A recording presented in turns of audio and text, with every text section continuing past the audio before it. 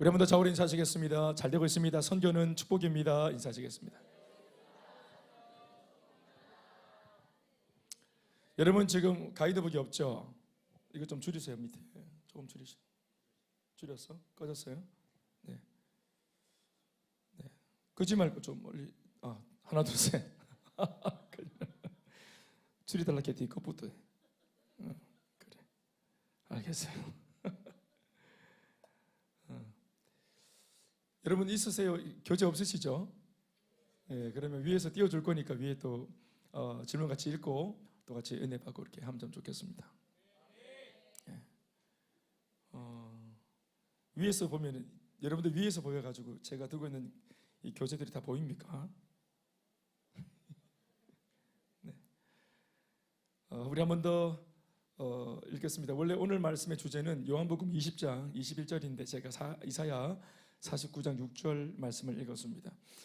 이사야 49장 6절 말씀은 의미가 있는데 신약에 있는 그 예수님의 지상대명령이 마태복음 28장 19절에서 20절 말씀이라면 구약에 있는 선교에 대한 말씀으로 이제 예수님의 하나님의 이 땅을 향한 진경 명령에 해당하는 이제 그런 말씀으로 이제 이사야 이 구절의 말씀을 우리는 뽑습니다. 이사야 49장 6절에 있는 말씀을 우리 한 번 더 읽어보시겠습니다. 이 말씀을 읽으실 때 마태복음 28장 우리 예수님의 지상명령의 말씀을 떠올리시면서 한번 말씀을 읽어보시겠습니다. 시작. 그가 이르시되 네가 나의 종이 되어 야곱의 지파들을 일으키며 이스라엘 중에 보존된 자를 돌아오게 할 것은 매우 쉬운 일이라. 내가 또 너를 이방의 빛으로 삼아 나의 구원을 베풀어서 땅끝까지 이르게 하리라. 아멘. 내가 너를 이방의 빛으로 삼겠다. 구약에서는 아주 그냥 대혁명 같은 말씀입니다. 구약의 사고방식은 이방인은 구원해야 될 대상이 아니거든요. 구약적인 개념은. 그래서 이방인은 개되지만도 못하고 짐승처럼 여기고 예수 믿는 하나님을 믿는 이스라엘 백성들 우리의 거룩과 우리의 경건을 위협하는 악한 존재들로 선과 악의 개념으로 그렇게 이제 이방인들을 봤죠. 그래서 하나님의 구약적인 역사는 이방인들을 전부 다 죽여버리는 겁니다. 근데 그 영적으로는 뭐냐면 이방인들을 죽이는 것이지만 영적으로 해석하면 왜 하나님이 사람을 살벌하게 죽였냐 이것을 복음안에서 해석을 하면 사실은 사람을 죽인 것처럼 보이지만 사람을 죽인 게 아니에요. 그것은 마귀를 죽인 것이고 죄의 유혹을 죽인 것이고 그리고 쉽게 말하면 죄를 죽인 것이라 이렇게 보시면 되겠습니다. 아멘 아멘. 그래서 신약에 넘어오면은 이방인들을 어떻게 합니까? 죽이는 게 아니죠. 복음안에서는 이방인을 어떻게 봅니까? 우리의 경건과 거룩을 빼앗아가는 유혹하는 악한 무리로 보는 게 아니고 우리가 복음을 전해서 살려주고 도와줘야 될 하나님이 잃어버린 영혼으로 보는 것이겠죠. 실제로는 복음을 전하면 누가 죽습니까? 마귀가 죽고 악한 귀신들이 죽고 어둠의 영들이 죽습니다. 아시겠죠? 이것이 이제 구약에서 우리가 피로 이방인들을 죽이라고 말했던 하나님의 그 본뜻입니다. 그러니까 일곱 족속에 있는 가나안 땅을 정복해라 이 말은 뭐냐면 죽여서 다 정복하잖아요. 도륙하잖아요. 그렇죠? 그 구약의 역사는 이방인들을 죽여서 쫓아보내서 이 땅을 차지하는 거잖아요. 복음안에서 이 의미는 뭐냐면은 칼을 휘둘러서 죽이는 것이 아니라 복음을 전해서 이미 세상 하나님의 나라를 빼앗아서 점령하고 있는 거짓되게 잘못 점령하고 있는 그 계엄금들을 복음을 전해서 물리치고 영적으로 결박된 자들에게 해방을 주고 자유를 주도록 해라. 독립을 주고 광복을 줘라. 복음을 전하면 어둠의 세력들이 죽고 떠나가는 것입니다. 그리고 사람들한테는 해방과 자유가 임하는 것입니다. 우리는 이것을 뭐라고 합니까? 이 행위를 선교라고 하는 것입니다. 이 행위를 선교라고 합니다. 아멘 아멘. 선교를 해야 죽을 영혼들이 살고 이때까지 거짓되게 왕노릇하던 악한 사탄과 어둠의 영들이 떠나가는 것입니다. 또 예수님이 그것을 하시도록 하기 위해서 이 땅에 최초로 오신 선교사로 1호 선교사로 이 땅에 오셨습니다. 이 나라에서 저 나라 정도 한 게 아니고 영적인 세계에서 이 자연 세계로 오신 분이십니다. 아멘 아멘. 그래서 우리가 흔히 하는 말로 최초의 선교사는 예수님이고 그 예수님이 우리를 찾아와 선교해 주셨기 때문에 우리가 해방과 자유를 누리게 되었던 것입니다. 그래서 참 2000년 가깝게 넘어가는 이 예수님을 통한 기독교 역사는 선교의 역사라고 그렇게 이제 얘기해도 조금 더 과장된 표현이 아닌 줄로 믿습니다. 네. 예수님은 선교의 예수님. 그 예수를 선교사로 파송하신 하나님은, 선교사를 파송하신 하나님은 뭡니까? 예수님은 그런 면에서 볼 때는 나가는 선교사, 하나님은 보내는 선교사. 아멘, 아멘. 성령도 선교의 성령님이시고, 이렇게 선교의 삼위일체 하나님, 아멘, 아멘.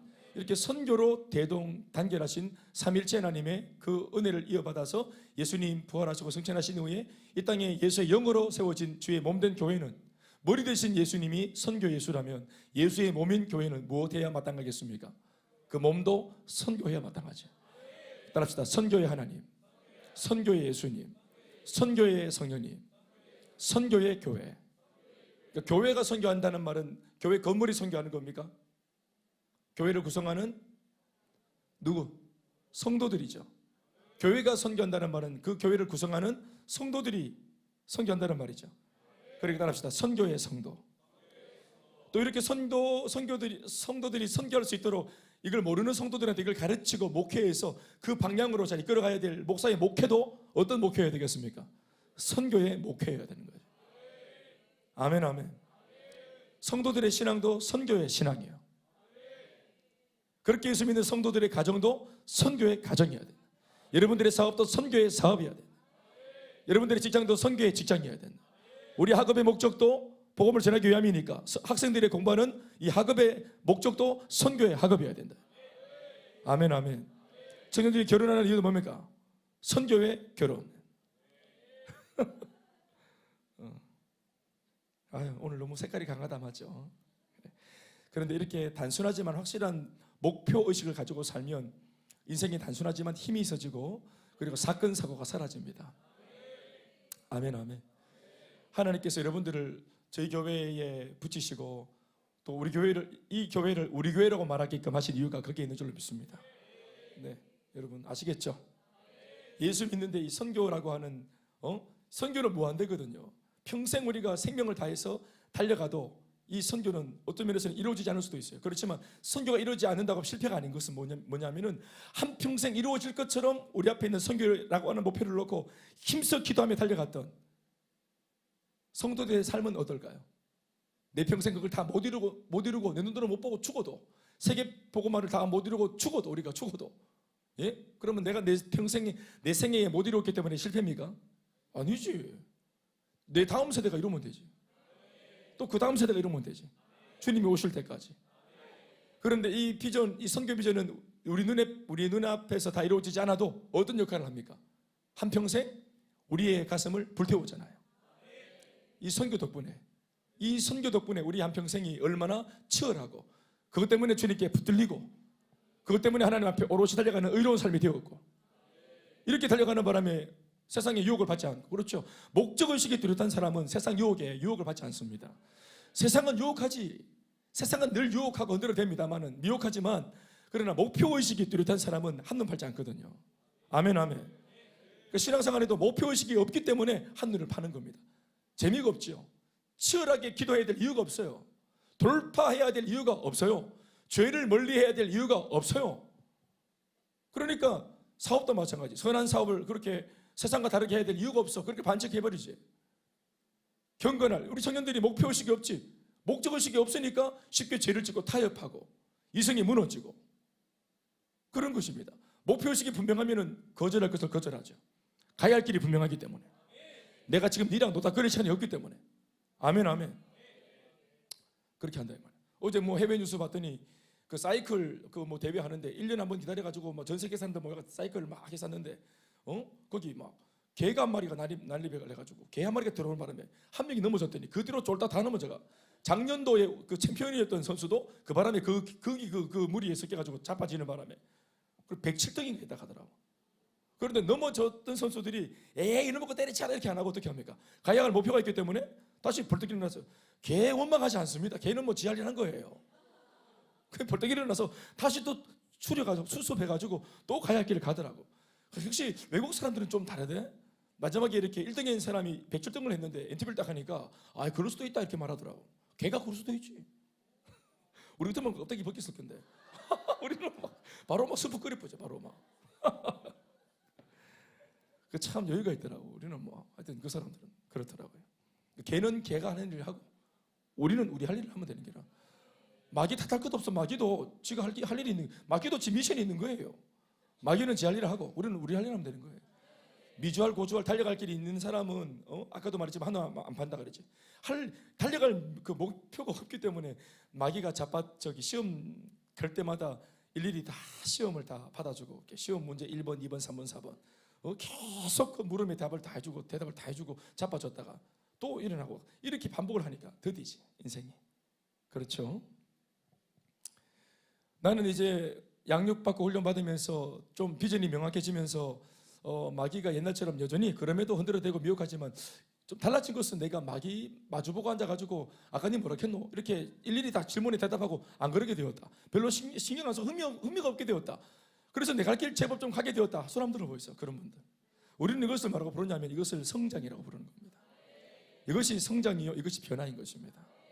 자, 그러면은 사건이 짜다리 막 그냥 대단한 것도 아닌데 막 우리의 신앙을 무너뜨리고 구원의 확신을 흔들고, 그렇지, 비전을 흔들고 사명을 흔들고 영원 구원을 흔들고 사람의 생명을 흔들고 못 구하도록 흔들어대고 가정의 이 안위를 흔들어대고 하는 이게 대단한 시험 같지만 따지고 보시면 별것도 아닙니다.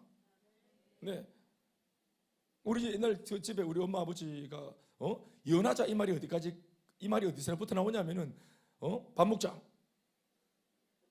턱 놓으니까 먹다가 김치관이 싱겁노? 그러니까 김치 그 양념 제대로 다 하도록 돈을 벌어다 줬어요. 그러면 내가 막 벌었던 돈 준 돈으로 이 양념 하나도 못했나? 이래가 김치 먹다가 나중에 이혼까지 나왔어요. 난 그걸 다 목격했던 사람입니다.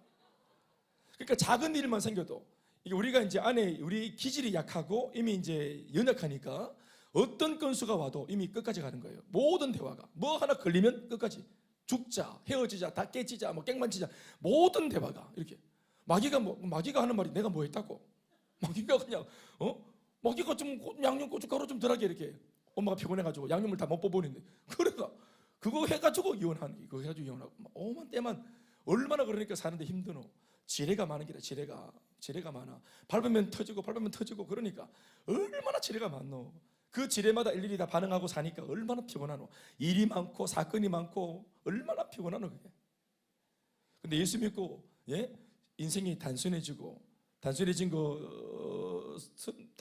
것에 비해서 인생이 명확해지고 힘이 있어지고 그렇게 하죠. 마귀가 나를 시험하려고 그러면 기회를 봐야 되는 게라. 옛날에는 아무 때나 시험 걸었는데 마귀가 이제 우리를 넘어뜨리려, 훈련된 사람을 넘어뜨리려면은 꽤나 기회를 봐야 되거든. 안 그렇습니까? 그러니까 마귀도 만만하지 않지만 훈련받은 우리도 만만치 않은 겁니다. 꿈과 비전이 생겼거든. 그러니까 부족해도 이걸 못 이뤄도 괜찮아. 실력이 없어도 괜찮거든. 중요한 것은 내가 달려가야 될 목표가 있다는 게 어딥니까? 행복 모임? 못해도 괜찮아요. 행복 모임 하려고 막 덤벼들고 몸부림치고 지금 한다 놓고는 이 베스트 하나를 놓고 막 기도하고 막 쫓겨나지만 다음 주 또 가리라 하고 막 기도하고 이게 어딥니까? 그거 한다고 정신이 딱 잡혀있잖아요 거기. 그렇지 않습니까? 하나님이 커 보이면 세상이 작아 보이고 세상이 커 보이면서 하나님이 작아 보이는 거예요. 하나님의 은혜를 눈에 가득 담고 하나님 주신 꿈과 비전을 가슴에 탁 쓸어 안고 부족해도 할 것처럼 탁 달려가는 걸으면은 마귀가 들어올 틈이 없는 겁니다. 그렇죠? 우리도 세상 앞에 내어줄 여유가 없고, 그렇죠, 일일이 다 못 놀아주는 거예요. 이 선교의 비전은 우리에게 이러한 은혜를 주시는 겁니다. 아멘, 아멘.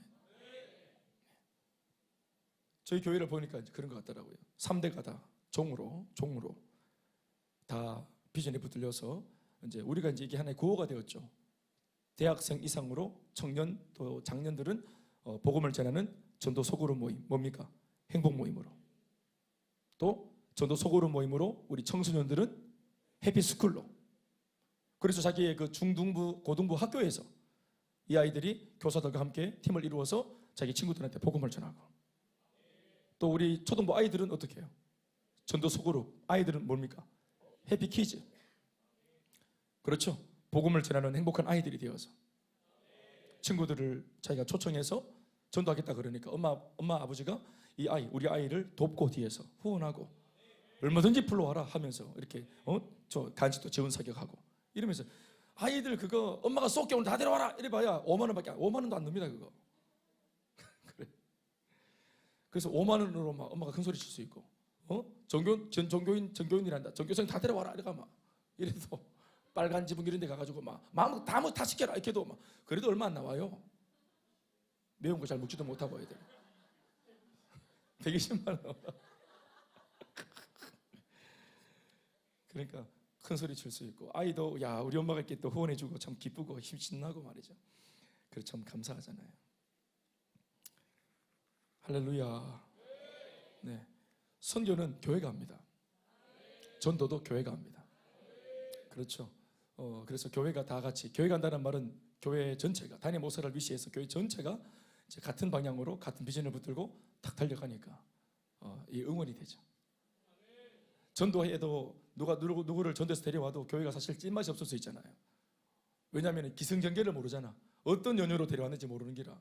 또 전도를 안 해본 사람들은 전도를 할 때 그 고충이 뭔지, 교회에 한 사람을 데려오기까지 이 고충이, 숨은 고충이 뭔지를 모르지. 잘 모르거든요. 그런데 온 성도가 다 복음을 전하지. 잘하든 못하든 알고 있죠. 훈련받아서. 그렇죠. 한 사람을 복음을 전하고 좋은 관계를 맺고 행복 모임을 열어서 복음을 수차례 전해서 이 사람 마음의 문을 열어서 교회로 인도한다는 것 자체가 이게 얼마나 많은 과정이 있었는지 우리는 알고 있잖아요. 그러니까 누군가가 한 사람을 데려왔다 그럴 때 우리가 축복할 때 아이고 참 욕받대 이런 마음이 있죠 속에. 그래가지고 아이고 그래 손 내밀고 막 축복을 할 때 막 진심을 담을 수 있는 이유가 뭡니까? 아니까. 그리고 우리 교회가 이런 교회인 줄 아니까 내가 내 친구는 지금 너무너무 힘들고 어렵거든. 이 친구는 격려가 필요하거든. 나한테는 너무너무 소중한 친구거든. 그런데 나한테 소중하지 성도들한테 소중하겠나? 그러니까 내가 이 친구를 위하는 만큼, 이 친구는 지금 너무 힘들기 때문에 위로가 필요한데 진심으로 내 친구를 위해 줄 수 있겠나? 이런 마음이 이신연심이 될 수 있겠나? 교회가, 성도가 말이죠. 내 친구 모르는데. 그런데 우리가 서로 사인한 것도 아닌데, 이야기를 주고받은 것도 아닌데 서로 비전이 하나기 때문에 이 친구를 딱 데려왔을 때, 내가 데려올 때 자신감이 뭐냐면은 내 친구지만 우리 교회에 데려오면 성도들이 처음 보는 내 친구라도 마음을 열고 진심으로 위해주고 축복해주고 격려할 것을 이미 알고 있죠. 그러니까 내 교회 공동체에 대한 내가 확신이 있고 배짱이 있고 자신감이 있는 거죠. 보통은 또 전도하면 누가 책임집니까? 전도자가 책임을 져야 되는 거라. 그러니까 주일 아침에 일어나서 지금 우리 아이 챙겨가지고 예배드리기도 바빠 죽겠는데 전도 이거 또 오지도 않으려고 하는 친구 또 아침에 모닝콜 깨워가지고 또 모닝콜 한 10번 해야 깹니다. 그래가지고 막 또 인상심에서 짜증 내가지고 나오는 친구도 달래갖고 나오고 얼마나 분답스럽어요. 이게 그러니까 전도를 한 명 해도 짐인데, 그러니까 전도하면 짐이라. 그러니까 누가 전도하려고 하겠나? 그러니까 우리가 비전이 하나일 때 전도 딱 해놓으면은 셀이 딱 맡아서 훈련받은 셀리더와 인턴과 모든 팀들이 함께 하나 되어서 격려하고 위로하고 또 정착국에서 또 이렇게 터치하고 온 교회가 함께 터치하고 알아주고 기억하고 그렇게 하니까 자신 있게 공동체를 소개할 수 있죠. 저는 그런 교회를 오랫동안 꿈꿨습니다. 저는 사실은 저희 엄마 아버지가 불신자였잖아요. 나한테는 너무너무 중요한 문제거든요. 불신자의 집에서 혼자 나오는 입장에서는 우리 엄마 아버지 내 여동생 진짜 평생 술로, 우리 엄마는 남편의 술로 또 학대로 폭력으로 폭행으로 폭언으로 이렇게 시달렸던 어머니가 교회에 나왔을 때 내 마음은 얼마나 기쁜지 모르겠거든. 그런데 과연 교회가 이 내 마음을 알까? 우리 엄마가 이렇게 이런 배경에서 나왔다는 걸 알까? 얼마나 위해줄 수 있을까? 그냥 이렇게 손 내밀고 축복할 때 쇼하는 거 아닐까? 보통 교회에 전도받아서 온 사람들의 이 심리가 뭐냐면은 관찰합니다. 교회를 관찰한다. 이렇게 웃고 있고 이렇게 막 이렇게 하지만 머리는 뭐냐면은 눈으로 보면서 관찰하거든요. 뭘 관찰할까요? 진짜가, 이 진심이가, 이 사람은 미친 거 아닌가? 광신도들 아이가? 쇼 아이가?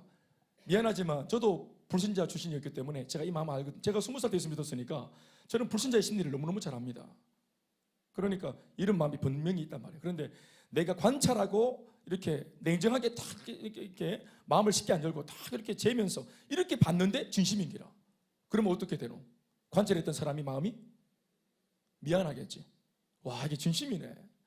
그러니까 세상에서는 진짜 가짜가 많았는데 여는 진짜네. 이런 마음이 들 때 더 마음의 문이 안 열리겠습니까?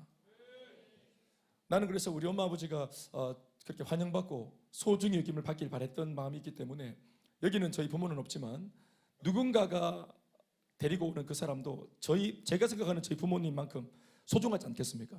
여러분들이 전도에 오는 모든 사람들은 다 누군가에게 소중하지 않겠습니까? 그러니까 교회로 이끌어 왔을 때 나머지 사람들이 이 배경을 알고 사람을 볼 때 점으로 보는 게 아니고요, 선으로 보는 겁니다. 예? 내 눈앞에 있다고 다 그냥 이렇게 먹고 살만하니까 온 사람들이 아닙니다. 이 자리에 와서 앉아 있기까지 얼마나 우여곡절이 있었고 눈물 나는 일이 있었고 그렇겠죠. 그러니까 하나님께서 마지막 보루로 교회로 이끌어 주신 거 아니겠어요? 다 사연이 있습니다. 눈물 나는 사연이. 그러니까 이 사람의 그 스토리를 다 모르지만 짐작하건대 그걸 귀히 여길 수 있도록 어떤 사연으로 왔는지 모르겠지만 정말 잘 오셨다고, 우리가 눈빛 가득 미소 가득 양팔 벌리고 있는 이 포즈 가득 정말로 잘 오셨습니다 하는 이런 마음이 있어야 되는 거예요. 옆에 사람께 그래 한번 인사 한번 해보세요. 욕받습니다. 한 주간 애잡숫고 욕받습니다. 아이고 참. 여기 왜 안 하는 거예요? 오채연, 김종인 왜 안 하노? 다시 할게요. 옆으로 서로 자 욕받습니다. 자, 서로 격려 하나 있어. 자 허그하고. 네. 안 하는 사람 앞으로 불러낸대. 저 뒤에 안 하네.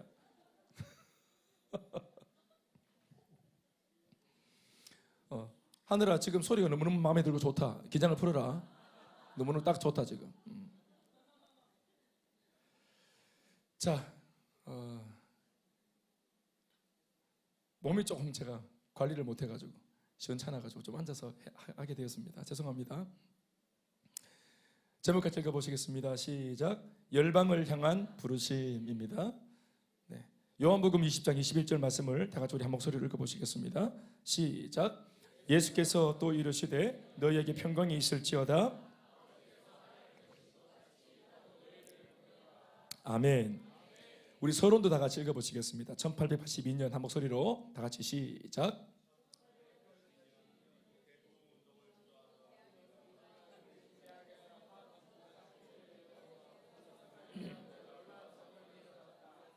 설교 중 그의 틀린 문법을 비난하던 학생들이 점점 그의 말씀을 듣고 회개하기 시작했다. 그리고 수많은 학생들이 회심하였고 그중 상당수가 선교에 헌신하였다. 특히 우수한 학생들 중 7명이 중국 선교사로 헌신하였는데 이들이 바로 캠브리지 7인이다. 그들은 명문가의 우등생으로 자신의 보장된 미래를 포기하고 성령님이 주시는 감동에 즉시 순종했다. 그리고 잉글랜드와 스코틀랜드 전역을 다니며 다른 학생들을 선교에 헌신하도록 격려했다. 1883년 그들은 허드슨 테일러와 함께 중국 선교에 동참하기로 마음을 정하고 중국으로 건너가 전적으로 선교에 헌신하였다. 오늘도 열방을 향한 하나님의 부르심은 변함이 없다. 하나님은 지금 당신을 선교사로 부르신다. 아멘, 아멘.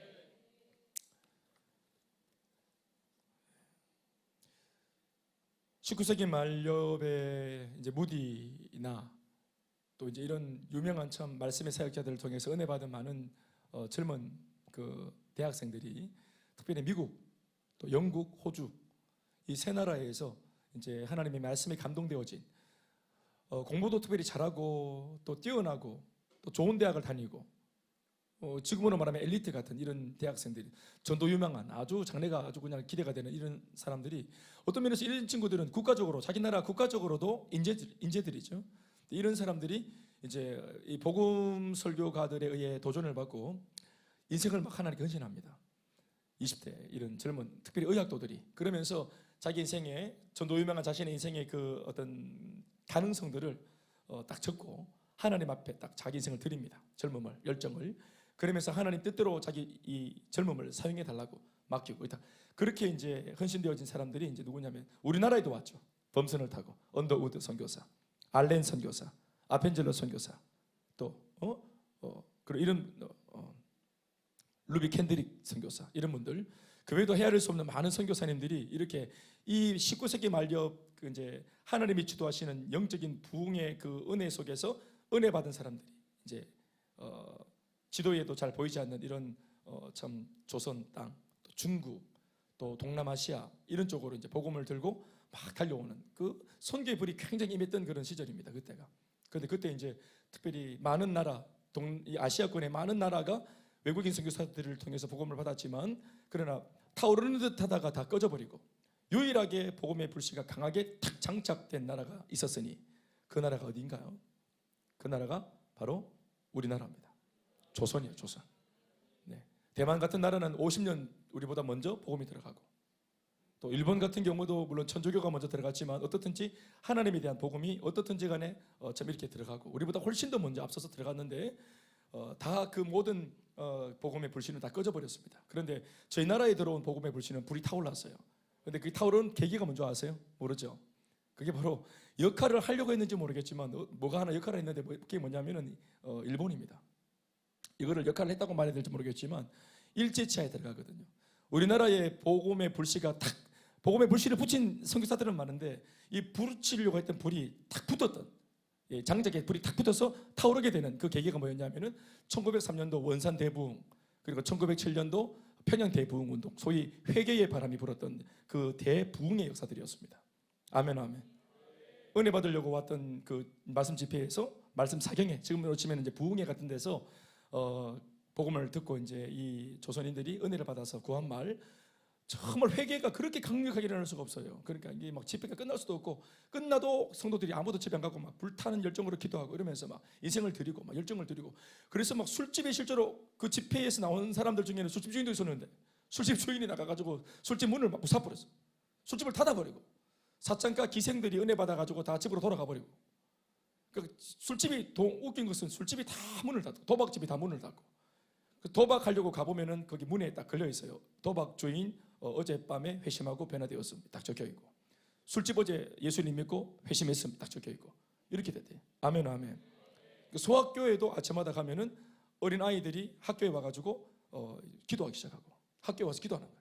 그랬더니 문 열고 들어왔던 두 번째 아이가 1번으로 와서 기도하는 아이 옆에서 또 같이 앉아서 기도하고, 초등학생들이, 소학교 아이들이. 세 번째, 네 번째, 다섯 번째. 아침에 수업을 해야 되는데 선생님도 수업하러 들어왔다가 개구리처럼 막 맹렬히 기도하는 아이들 보면서 선생님도 너희들 뭐하노? 기도하자, 수업하자 하려고 들어왔다가 애들의 그 기도에 감동되어서 선생님도 거기 무릎 꿇고 앉아서 기도하고, 그래서 소학교 전체가 수업해야 되는데 수업 안 하고 막 기도하고 그러니까 막 기도하니까 이 기도 열기가 타오르니까 그 언덕 아래에 있는 시장 거기에 있는 사람들이 아침에 아침에 그 상가 문 열려고 왔다가 언덕 위에서 불타오르는 그 기도 열기를 보면서 누가 소리 지르죠. 저 학교에 불 붙었다고. 학교에 불 났어요. 불이야 해가지고. 그래서 모든 그 마을 사람들이 양동이 물을 떠가지고 불 끄러 전부 다 언덕 위에 올라갔더니 나중에 가까이 가가 보니까 불 붙은 게 아니라 그게 기도의 불이었어요. 이게 여러분 실제로 우리 한국 교회사에 적혀 있는 다 기록들입니다. 실제로 있었던 일들입니다. 초등학생들이 맹렬하게 기도하고, 교사들이 맹렬하게 기도하고, 얼마나 기도 열기가 뜨거웠는지. 이게 아지랑이가 막 피어오르니까 불난 줄 알고 물동이 들고 불을 끌어오고, 이런 역사들이 일어나요. 길거리에서 복음을 막 전하니까 이제 길거리 상인들이 막 엎어지고 길바닥에 떼굴떼굴 구르기도 하고 소리 지르면서 더 이상 제발 복음을 전하는 당신의 그 입을 막아주고 이러면서 막 그만하시오 이러고 막 내 속에 죄가 나를 막 들쑤셔서 내가 견딜 수가 없어 이러면서 막 소리 지르고 난리가 나고, 한 집에 쌍놈이 먼저 예수 믿어서 은혜 받아가지고 예수 신앙생활 하는데 도련님이 뒤늦게 전도 받아가 교회 갔더니 자기 집에 쌍놈이 은혜 받아가 있는 게라. 나중에 은혜를 더 받아가지고 이 쌍놈이 제가 말하는 쌍놈 제욕이 아니고 그냥 그 당시에 그 쌍놈이라고 해놨어요.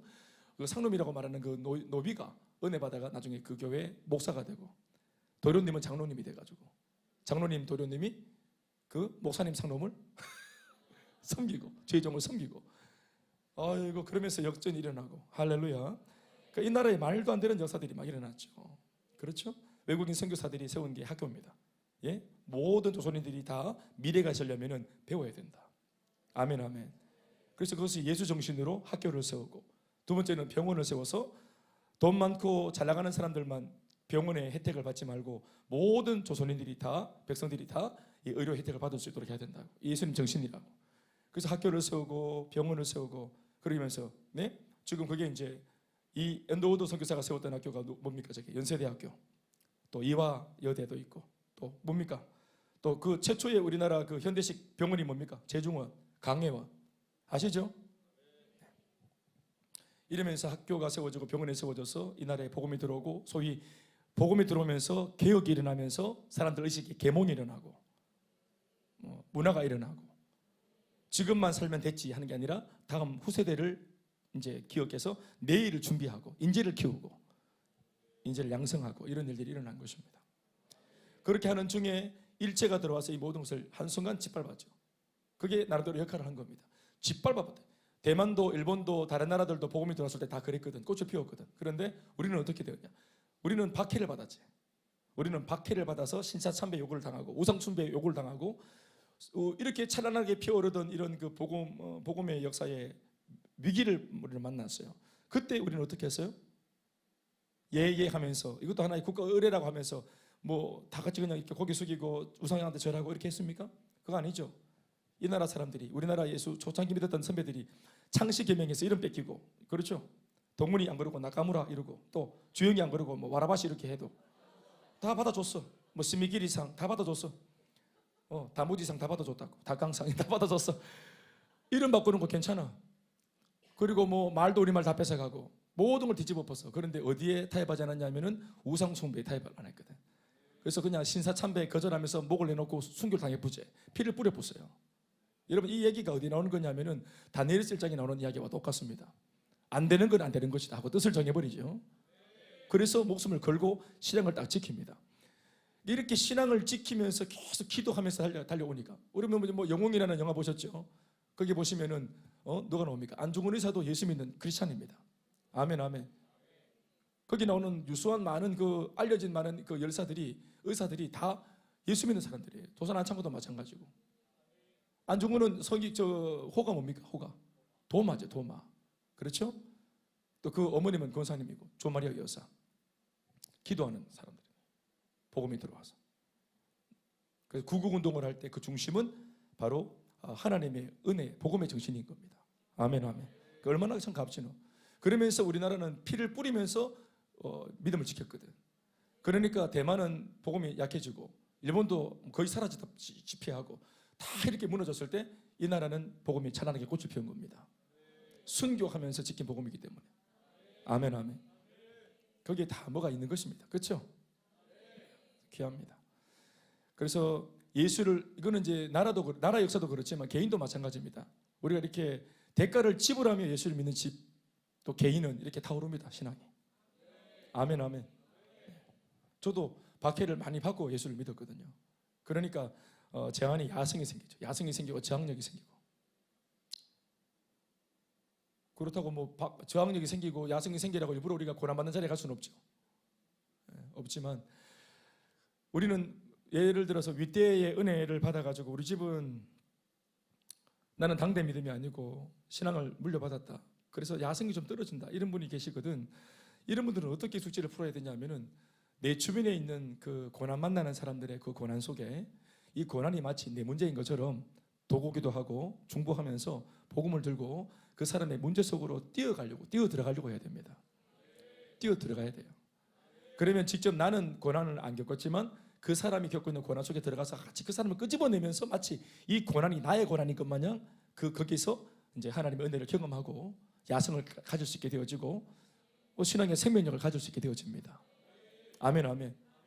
그러니까 모태신앙 우리 출신들은 이 부분을 잘 명심하셔서 그래서 그거 참 복이거든요. 그것도. 그러니까 내가 알고 있는 이 은혜를 주님 때문에 거저받은 평안을 이게 하나 없어가 죽어가는 친구들한테 주변 사람들한테 그들이 질퍽거리는 진흙탕 같은 삶 속으로 뛰어 들어가야 됩니다. 뛰어 들어가야 돼요. 아멘 아멘. 그렇게 하셔야 되죠. 네. 제가 여기 박인장 목사님 계시는데 박 목사님은 이제 모태신앙이지. 근데 목사로 부름받았지.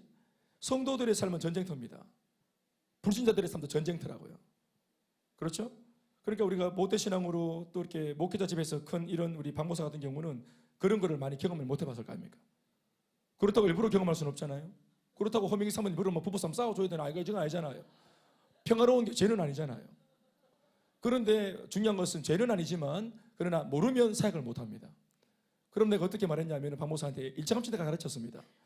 내가 섬기는 아이들, 요다일 아이들, 주변의 청년들 그들의 피비린내가 나는 거친 삶 속으로 목회자가 그 경험이 없을 때 뛰어들어가야 돼요. 뛰어들어가서 그 친구들을 건져내면서 내 안에 영적인 자양분이 생기는 겁니다. 생체계가 생기는 거예요. 내 몸에 그리스도의 흔적이 생기는 겁니다. 신앙의 야성이 생기는 겁니다. 그 흔적들과 야성을 가져야 성도들의 상처를 어루만질 수 있는 성숙한 목사가 될 수 있는 겁니다. 여기 다 마찬가지겠죠. 셀리더들도 마찬가지입니다. 그래서 지난날 우리의 삶에 문제가 많고 고난이 많고 우리는 돌파해야 될 문제가 그렇게 많았던 이유는 하나님께서 크게 쓰시려고 하신 것입니다. 따라합시다. 다른 환경은 다른 부르심이다. 다르게 하나님 부르셨기 때문에 다르게 쓰시려고, 더 크게 쓰시려고 하나님께서 지난날 그런 스토리 속에 우리를 두신 겁니다. 보고만 해서 눈을 뜨면 하나도 버릴 것이 없어요.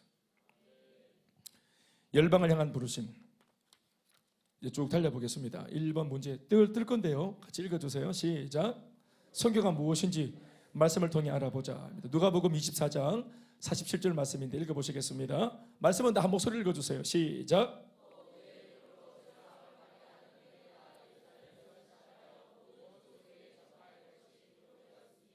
아멘. 적어볼까요? 여러분 적을 게 있습니까? 선교란 첫 번째, 복음을 전하여 타문화권의 영혼을 구원하는 것을 돕는 것입니다. 선교란 복음을 전해서 타문화권의 영혼을 구원하는, 영혼 구원하는 일을 돕는 것입니다. 타문화권에 복음을 전해서 영혼 구원하는 일을 돕는 게 선교입니다. 또 사도행전 1장 8절 말씀 읽어보시겠습니다. 시작. 오직 성령이 너에게 마시며 너희가 권능을 받고 예루살렘과 온 유대와 사마리아와 땅까지 이르러서 내 증인이 되리라 하시니라. 두 번째, 선교란 무엇인가? 선교란 예수 그리스도의 증인이 되어 눈에 보이지 않는 예수님을 믿을 수 있도록 돕는 것입니다. 선교란 예수 그리스도의 증인이 되어, 아멘 아멘, 내가 보고 듣고 내가 체험한 예수님을 우리가 증거해주고 보여줘서, 아멘 아멘, 눈에 보이지 않아서 못 믿는다고 말하는 그들에게 내가 만난 예수를 들려주고 보여줘서 그들이 믿을 수 있도록 돕는 것입니다. 그래서 우리가 뭐가 되어줘야 됩니까? 그들한테 증인이 되어줘야 됩니다. 증인이. 우리가 체험한 거 있죠? 내가 만난 예수, 내가 경험한 예수를 우리가 증인이 되어서 증거해야 됩니다. 그렇죠? 불신자들은 못 봅니다. 안 보입니다. 안 들리고요. 그러니까 먼저 믿은 우리가 알려줘야 비로소 그들이 들을 수 있고 볼 수 있습니다. 요한복음 3장 16절 말씀입니다. 시작. 하나님이 세상을 이처럼 사랑하사 이는 그를 믿는 자마다 멸망하지 않고, 다시 아멘. 세 번째, 선교란 예수님의 사랑을 전하여, 선교란 예수님의 사랑을 전하는 겁니다. 예수님의 사랑을 전하여 그 사랑 안에 거하도록 돕는 것입니다. 그들이 진짜 사랑 안에 거할 수 있도록. 그렇죠? 한 번도 진정한 사랑을 경험하지 못했어요.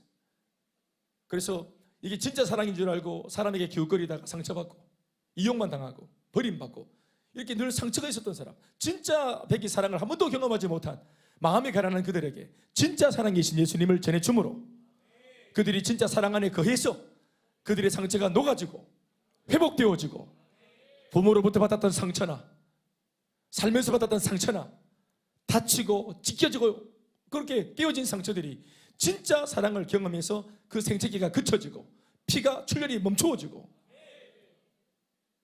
녹아질 수 있도록 예수님이 진짜 사랑 아닙니까? 아멘 아멘. 복음을 전해서 진짜 사랑이 뭔지를 그들에게 체험시켜 줘야 되는 겁니다.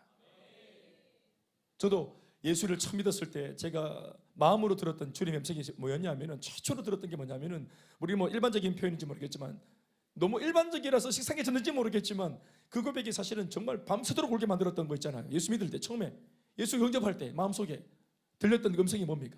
저는 대연아 내가 너를 사랑한대 이거였거든. 대연아 사랑한다. 나는 우리 엄마 아버지한테도 한번 못 들어봤어요. 내 아들 사랑한다, 내 아들 자랑스럽다. 저는 이런 말 한 번도 못 들어봤습니다. 여러분들 물론 그런 분 계시죠? 그렇죠. 뭐 나가 죽어라 꼴통아 뭐 이런 거 있잖아요. 그런 소리만 들었는데 사랑한대 이 말을 하나님을, 예수를 영접할 때 처음 들었대. 마음속으로. 그게 처음 딱 들려졌는데 와, 그게 감당 못할 만큼 은혜가 되대. 진짜 아마. 저는 그래서 그 말 듣고 오열을 하고 내가 어떤 말을 했냐면은, 나를 사랑한다고 하시길래 나는 뭐라고 말했냐면은, 나는 죄인입니다. 무슨 말이냐면은 이 사랑을 감당할 수 없나이다 이런 거잖아요. 사랑한다 대연아. 당연하죠. 이게 아니고 내가 죄인인데도요 이런 거거든요. 그래서 내가 사랑한다는 말을 들었을 때 나는 죄인입니다 이 말을 하는 겁니다. 제가 이게 목구멍으로 터져 나오는데, 예? 나는 죄인입니다 이 한마디가 뭐라고 이게 목구멍을 통해 나오는데 식도를 찢으면서 내 평생 처음으로 누가 자기를 향해서 나는 죄인입니다 하노. 우리 정치하는 사람들 보세요. 증거를 갖다 들이밀어도 모르겠다 하잖아요. 거짓말 했었고, 속이 우라통이 터져 죽겠다. 한 놈도 인정하는 게 없고, 증거를 대도 증인이 있어도 녹취 있는 걸 들이줘도 모른다. 세상에 이건 뭐. 좀 화가 나잖아요. 우리는 사실 한마디만 하면 용서해 줄 마음이 있잖아요. 안 그래요? 우리 다 사실 용서할 마음이 없는 겁니까? 죄인들 하면 막 돌짓 던지 하도 거짓말들을 많이 하니까 그 정도 잘못은 진짜 스미마생 하면 용서해 줄 마음도 있어 사실. 그런데 그 말을 끝까지 안 하는 게라 정말 열받죠. 그런데 증거도 없고 정의도 없는데 그냥 사랑한다 이렇게 했는데 우리 속에서 내가 인정하는 거예요. 나는 죄인입니다. 이게 탁 터져 나오는데, 그런데 그 고백을 하면서 우리는 어땠어요? 해방과 자유를 느끼지 않으셨습니까? 평생 묶였던 한이 그때 팍 펴지면서 막 진짜 막 진짜 막 속이 얼마나 후련한지, 예? 용서받으니까 진짜 살겠더라고. 안 그렇습니까? 우리 남편분들 어떻습니까? 여러분 아내분들의 용서를 받으니까 그때 진짜 해방과 자유를 느끼지 않겠습니까? 다리를 착 뻗지 않겠습니까? 용서받으면 진짜 행복하거든요. 아멘, 아멘. 그래서 그 죄의 짐을 지고 있는 사람들한테 예수님의 사랑을 전해주고 그 예수의 사랑 안에 그들을 담구어서 그렇게 숨고 거짓말하고 속이고 안 살아도 된다는 것을 자수해서 광명 찾고 독립을 얻고 광복을 찾아 진짜 떳떳하게 살라고 이 사랑을 경험해 시켜주는 것이 그게 선교 아니겠습니까? 이사야 56장 6절에서 8절 말씀입니다. 말씀 읽겠습니다. 시작.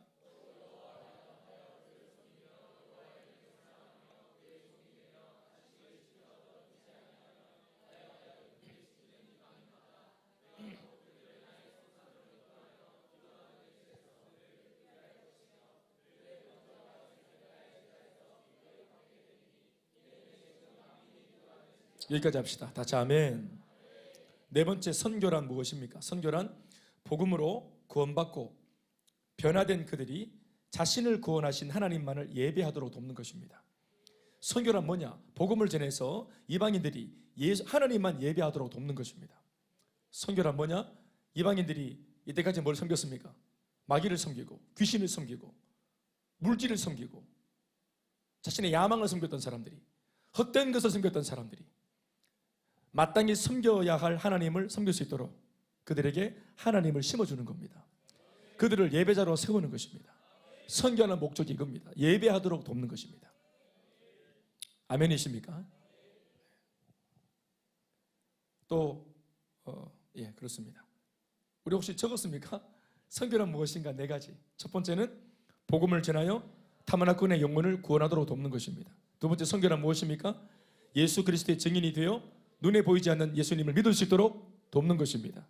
세 번째, 선교란 무엇입니까? 예수님의 사랑을 전해서 그 사랑 안에 거할 수 있도록 돕는 것입니다. 마지막, 복음으로 구원받고 변화된 그들이 자신을 구원하신 하나님만을 예배할 수 있도록 돕는 것입니다. 따라합시다. 선교란 돕는 것이다. 사람답게 살 수 있도록 돕는 것입니다. 우리가 140년 전에 이 선교를 받아서 이렇게 살게 된 나라가 되었던 것이, 우리가 복음을 수입했던 나라가 이제는 수출하는 나라가 되었다. 아멘, 아멘. 참 귀하고 놀라운 일입니다. 여러분 이걸 아십시오. 저는 저희 교회를 개척할 때 이 선교를 하고 싶어서 교회를 개척했습니다. 네. 처음부터 전도와 선교를 하려고 교회를 개척했습니다. 네. 그리고 이 선교와 전도는 저 자신도 양육받고 훈련받고 이렇게 변화되기 전에 제가 사실 목회하면서 제일 두려워했던 영역이었습니다. 하나님이 선교시킬까 봐, 또 개척하게 할까 봐 사실은 제일 두려워했던 영역입니다. 얼마나 쪼잔하고 비겁한 저였을까요? 그런데 하나님께서 이렇게 복음을 깨닫게 하시고 또 사명을 받았기 때문에 목사가 되었는데, 이미 목사인 저한테 하나님께서 진짜 그 목사가 되어 네가 무엇에 마땅한지를 한 번 더 알려주시면서 내가 가진 직분답게 살 수 있도록 하나님께 기회를 주셨습니다. 그게 뭐였냐면 바로 교회를 세우는 것이었고, 세운 교회를 통해서 전도하고 선교하는 것이었습니다. 저는 목사인데요, 뭐 하는 목사냐 할 때 저는 많은 수식어가 붙을 수 있겠지만 다른 게 아니고 선교하고 전도하는 목사 되는 것이 그게 소망인 줄 믿습니다. 그게 참 두려웠는데 그게 가능하도록 주님 도와주셨고, 또 그게 하고 싶은 사람으로 바꾸어 주셨고, 그걸 하고 싶어서 교회를 개척하게 만들어 주셨습니다. 그리고 기도하는 중에 혼자 못하니까 하나님 동역자들을 붙여주세요. 10수년 내내 기도했는데 그 기도의 응답으로 지금 여러분들이 앉아있는 겁니다. 여러분들은 전도와 선교하려고 온 거 아니잖아요. 여원 집사님 그래 안 그래요? 내 문제 때문에 온 거잖아요. 그렇죠? 그런데 그렇기나 말기나 본인이 몸담은 우리 교회는 이렇게 달려가는 교회였어요. 네. 그런데 하나님이 가장 기뻐하시는, 하나님이 가장 관심 있어 하시는 그 일을 하겠다고 말하는 교회가 되어지면 하나님이 우리의 관심사에 관심을 가지십니다. 여러분 이거 아세요? 제가 좀 옛날에 이 말하면서 좀 사실은 좀 부담이 됐는데 금요일 기도하러 오신 분이니까 수준 좀 되겠지. 제가 좀 말씀드릴게요. 하나님은 여러분들의 직장에 관심이 없어요. 하나님은 여러분들 사업에 관심이 없습니다. 하나님은 여러분들 가정 행복에 관심이 없습니다. 하나님은 여러분들의 아이들의 학업에 관심이 없습니다. 하나님의 관심은 세계 복음화에 있습니다. 온 세상 사람들이 죽지 않고 생명을 얻고 아무도 지옥 가지 않고 살아나는 것에 있습니다. 생명보다 귀한 것은 없습니다. 성공요, 행복요, 부귀영화요, 학업 올라가는 거요, 성적 올라가는 거요, 뭐 그런 거 승진하는 거요. 여러분 생명보다 귀한 것은 없어요. 그래서 세계 복음화, 세상 모든 사람들을 복음으로 살리고 지옥 가지 않도록 천국 가도록 돕는 일, 살리는 일, 이것이 가장 귀한 일 아니겠습니까? 하나님은 그래서 그 일에 관심이 있다는 말입니다. 그런데 우리가 하고 있는 이 사업이, 내 개인적인 사업이 만약 선교를 위한 사업이 되어지면 하나님은 우리의 사업에 관심을 가지십니다. 내가 이 사업을 통해서 영혼을 구원하겠다, 선교하는 일에 임하자겠다 하면 하나님 우리 사업에 관심을 가지십니다. 우리 아이들의 학업을 통해서, 공부를 통해서, 성공을 통해서, 내 가정의 평안과 행복을 통해서 우리가 선교하겠다, 복음을 전하겠다, 복음 전하는 일에 쓰임받겠다 하면은 하나님 우리 개인 사이에 관심을 가지십니다. 우리 아이들의 학업에 관심을 가지십니다. 직장 취업하는 일, 하나님 쪽팔리니까 직장 좀 주세요 하는 청년들의 넋두리 같은 기도가 아니라 복음을 전하게 싸우니 주님 영혼이 있는 곳으로 날 보내주십시오. 불신자가 있는 곳으로 날 보내주십시오. 이렇게 기도하는 청년들의 그 취업에 주님 관심 가지십니다. 주님 나이가 몇 살입니까? 기도하고 싶다. 주님 좀 장가 좀 보내주이소 하는 넋두리 같은 기도 말고 결혼하여 가정을 이루어서 복음 전하고 사는 믿음의 가정 세우겠습니다 하면 우리 앞날에 주님 관심을 가지십니다. 주님 목회합니다. 좀 큰 목회 좀 해보시다. 주님 가오가 있지 하면은 관심 안 가지십니다. 그러나 주님 이 목회가 선교적인 목회가 되게 해주십시오. 복음을 전하겠습니다. 일꾼을 세우겠습니다. 마지막 시대 역사의 주역으로 달려가게 보겠습니다 하면 하나님께서 그 선교적인 목회에 복을 주신다고 생각합니다. 그리고 복을 안 줘도, 복을 주시지 않으셔도 상관없습니다. 우리의 마땅히 해야 될 도리고 우리의 사명이기 때문입니다. 선교하면 복 주시겠지만 복을 주지 않으셔도, 그리 아니하셔도 우리는 우리의 가야 할 길을 가야 되는 것입니다. 그런 야성이 있을 때 마귀가 접근을 못하는 겁니다. 두 번째 문제입니다. 같이 읽어볼까요? 시작. 선교는 하나님이 기뻐하시는 일이다. 아멘입니까? 하나님이 기뻐하시는 일이에요. 우리가 기뻐하는 일은 뭐예요? 우리가 기뻐하는 일과 하나님이 기뻐하시는 일이 다른다는 거 아세요?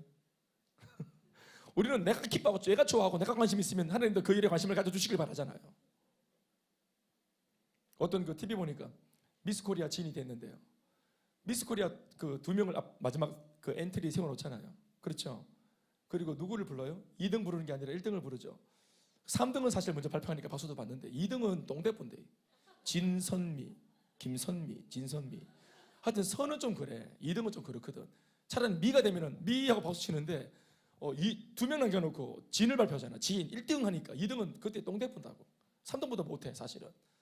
그래서 다 1등 됐을 때 막 이렇게 놀라는 척 하잖아요. 이렇게 제가 될 줄 알았으면서 그러면서 막 미장 원장님께도 감사를 드리고 뭐 나를 낳아준 엄마한테도 감사하고 또 처음부터 잘난 내가 감사하고 이러면서 막 그 어떤 친구 보니까 지가 1등이 되니까 하면서 영광을 돌릴 때, 그때 1등이 되고 왕관을 쓰고는 이 모든 영광을 하나님께 돌린다면서 막 그러더라고.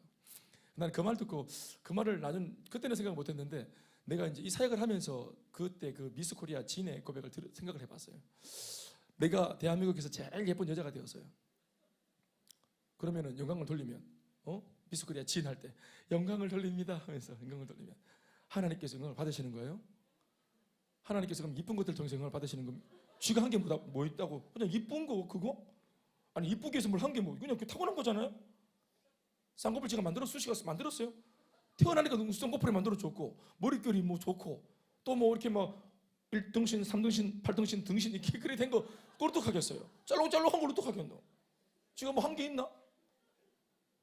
근데 그걸 가지고 하나님께 영광을 막 돌리더라고. 나는 그게 조금 이상하다 생각을 했어요. 그때부터. 그러니까 하나님이 만약 이뻐서 진이 되어서 영광을 받으시면은 우리는 어떻게 되겠어요? 우리는 진짜 정말 절망입니다. 특별히 하나님 나라에 방해가 되는 사람도 있고.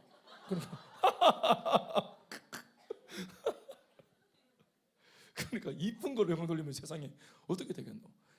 그렇겠죠. 그런데 보십시오. 그 미스 코리아 진이 이뻐서 1등이 됐기 때문에 영광 돌립니다. 이게 아니고 언제 하나님 영광 받으신 것 같아요? 미스 코리아 진이 됐다는 건 뭐예요? 이제 공연이 되었다는 거죠. 전파를 통해서 많은 사람들한테 알려졌죠. 그럼 책임 있는 자리에 있는 거잖아요. 주목받는 자리에 있는 거잖아요. 그렇죠? 주목받고 사람들한테 관심받는 자리에 섰던 이 사람의 내일부터의 삶의 행보가 중요한 겁니다. 사람들은 그 사람의 타이틀을 주목하는 게 아니라 이쁘고 제일 참하고 예쁜 저 자매가 앞으로 어떻게 살까가 중요한 겁니다. 그런데 알고 보니까 선을 행하고 복음을 전하고 또 선교를 하고 또 양육을 받고 금요일 날마다 교습와서 예배를 드리고 복음을 전하고 남을 위해서 낮아질 줄 알고 보니까 예수 믿는 사람이고 훈련받은 사람이고 이럴 때 사람들은 하나님은 영광을 받으시는 겁니다. 타이틀로 뭐가 되었다는 타이틀로 영광받는 것이 아니라 그 타이틀을 통해서 그 사람이 기여하고 살 때 영향력을 미치고 살 때 그 삶의 내용이 나오면서 그 삶을 통해서 영광을 받으시는 복음 전하고 사는 미스 코리아 진을 통해 영광 받으시는 겁니다. 타이틀보다 더 중요한 것은 삶입니다. 어떤 직장에 취업했다보다 더 중요한 것은 취업하고 난 뒤 그 사람의 직장 생활입니다. 결혼했다가 아니라 결혼 생활하면서 같이 사는 부부 생활, 가정 생활입니다. 어떤 대학에 취업해 들어갔다. 대학은 취업이 아니구나. 학교에 합격했다. 남들이 들어가기 어려운 대학에 들어갔다. 그때부터 술 먹고 난장판을 피우고 뭐 그냥 자매들 쫓아다니고 그 대학에 들어간 걸로 다 뭐 그 대학 들어간 걸로 영광을 가리는 겁니다. 삶이 못 따라갑니다. 이해되시면 아멘 하시죠? 하나님이 어느 포인트에 영광을 받으시는 겁니까? 삶입니다. 그러니 되려고 하기보다 하는 삶이 중요한 겁니다. 하나님께 기도할 때도 하겠사오니 되게 해주십시오. 목표를 확실하게 얘기해야 됩니다. 하겠사오니 되게 해주십시오. 하나님께 크게 쓰임받고 영광을 돌리고 물질을 내가 유통시키고 올고도 내리 집행하겠사오니 부자가 되게 해주십시오. 그렇죠? 물질을 어디에 쓸 것에 대해서 확실한 목표를 가지고 기도하면 하나님께서 되게 하시거든요.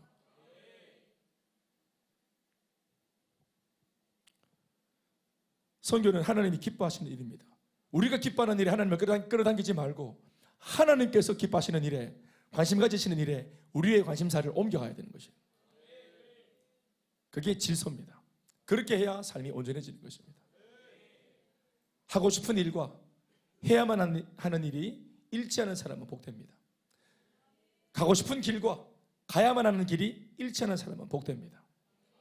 하나님은 너는 반드시 영광을 돌리고 살아야 돼. 그렇게 해야만 돼. 그런데 나도 마침 하나님께 영광을 돌리고 살고 싶어요. 이게 일치하는 사람은 복된 것입니다. 무슨 말인지 알겠습니까? 이게 일치한다는 게 뭐냐면 가치관이 변한 겁니다. 성경에 나타난 선교에 대해서 알아봅시다. 쭉 읽어드릴게요. 이사야 66장 18절 말씀입니다. 한 목소리로 읽어보실까요? 시작.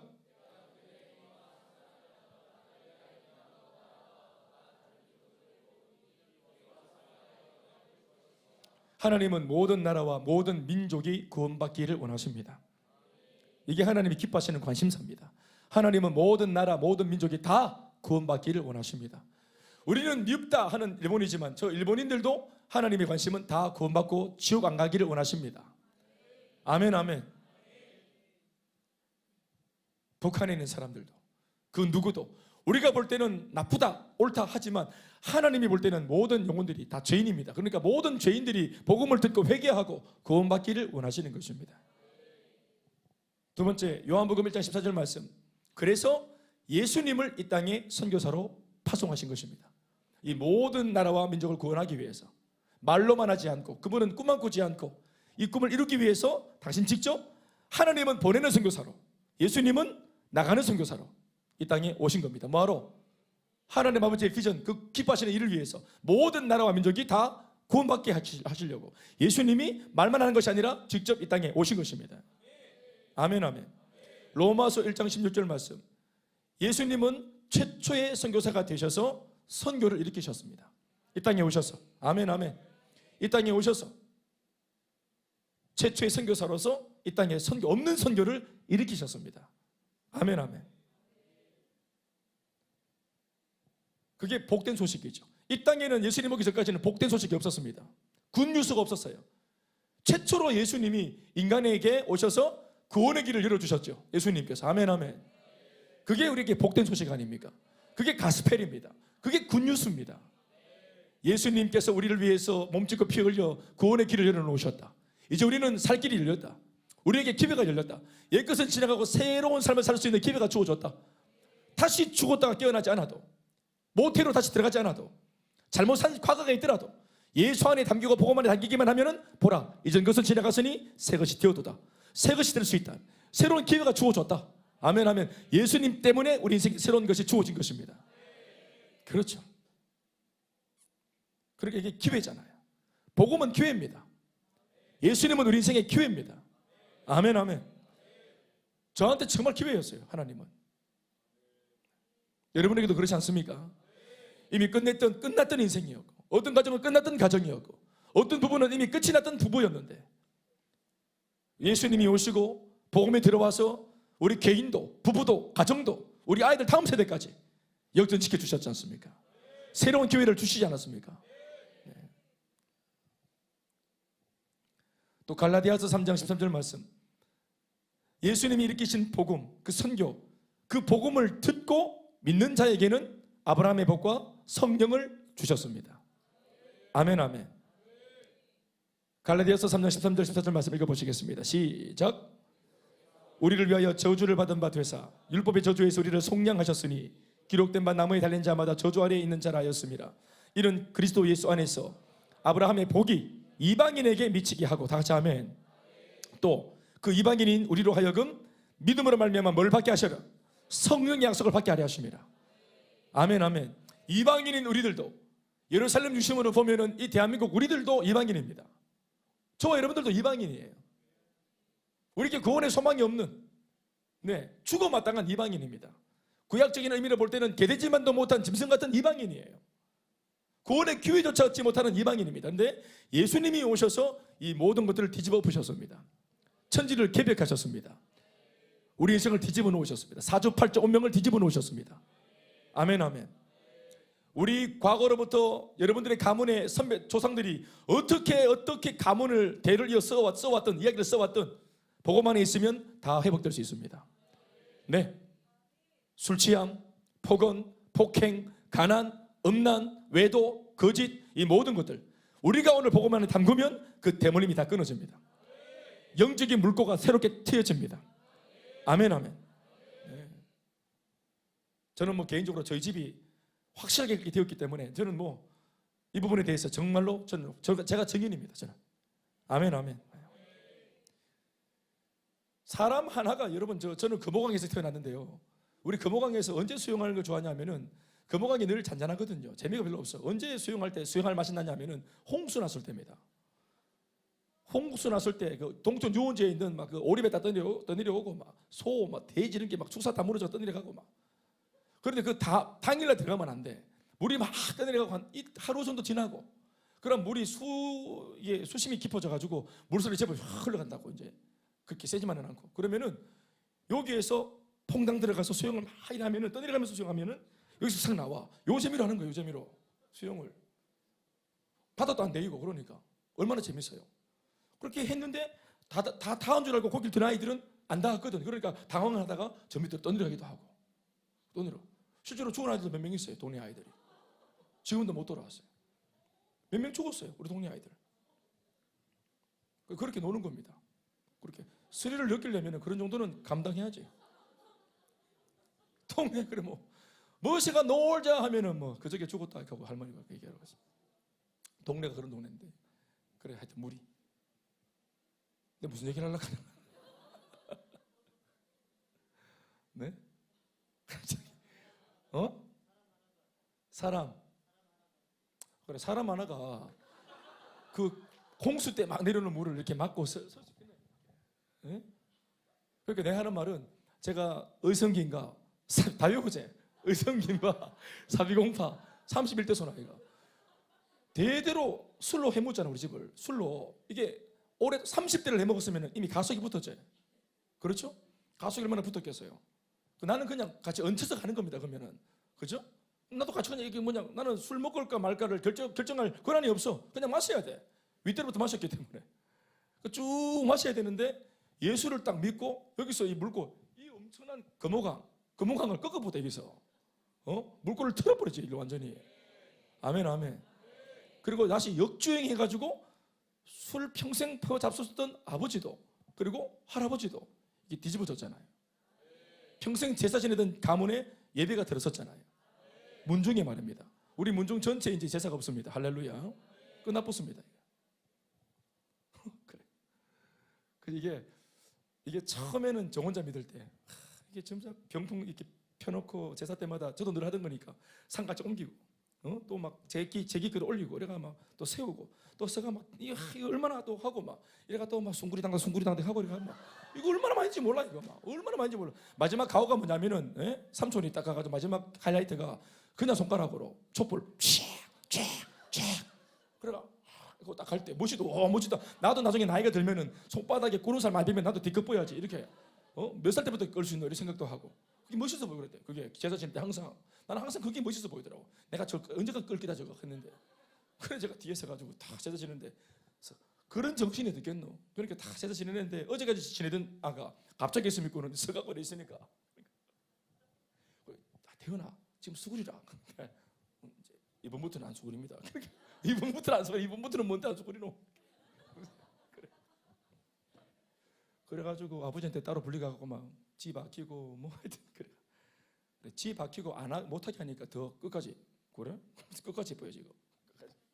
그래 계속 우리 아버지도 꼴통이고 나도 꼴통이고 그러니까 우리는 막 다 꼴통으로 이렇게 우리는 하지 마라 하면 계속 하거든.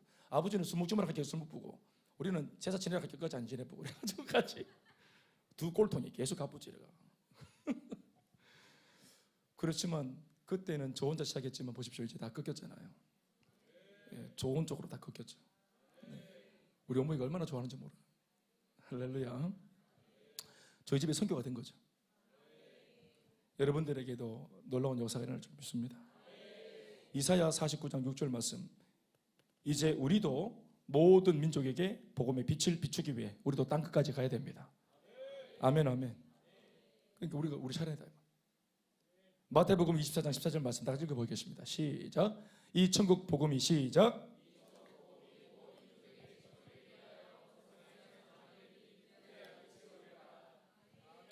주님께서 이 세상 끝까지 복음이 전파되기를 기다리고 계십니다. 우리가 역사의 주역입니다. 우리가 복음을 다 전해서 모든 민족에게 복음이 다 전달되어져서 세상의 끝이 오기를 우리 주님이 기다리고 계십니다. 아멘 아멘. 이 세상은 두 가지로 마무리가 될 수 있습니다. 계속 죄를 짓고 핵을 쏘고 죄 짓다가 망해서 끝이 나는 수도 있고 복음을 끝까지 다 전해서 예수님이 젠틀하게 오실 수도 있습니다. 죄 짓고 전쟁에서 잿더미가 되어 끝이 나면 안 되고 이 땅은 이 세상은 복음을 다 전해서 아름답게 마무리가 돼야 되는 거예요. 그래서 우리가 마지막을 결정지을 수 있는 복음 전하는 주자로 부름받았기 때문에 이름하여 우리가 마지막 시대, 마지막 주자, 역사의 주역이라고 부르는 겁니다. 옆에 사람 인사합시다. 당신은 역사의 주역입니다. 예수님의 재림이 당신한테 달렸습니다. 시작.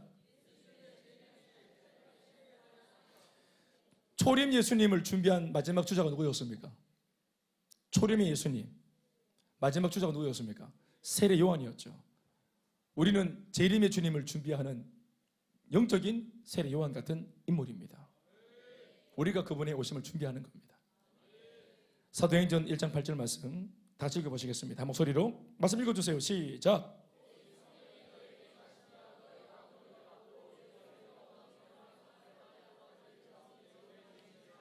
아멘, 아멘.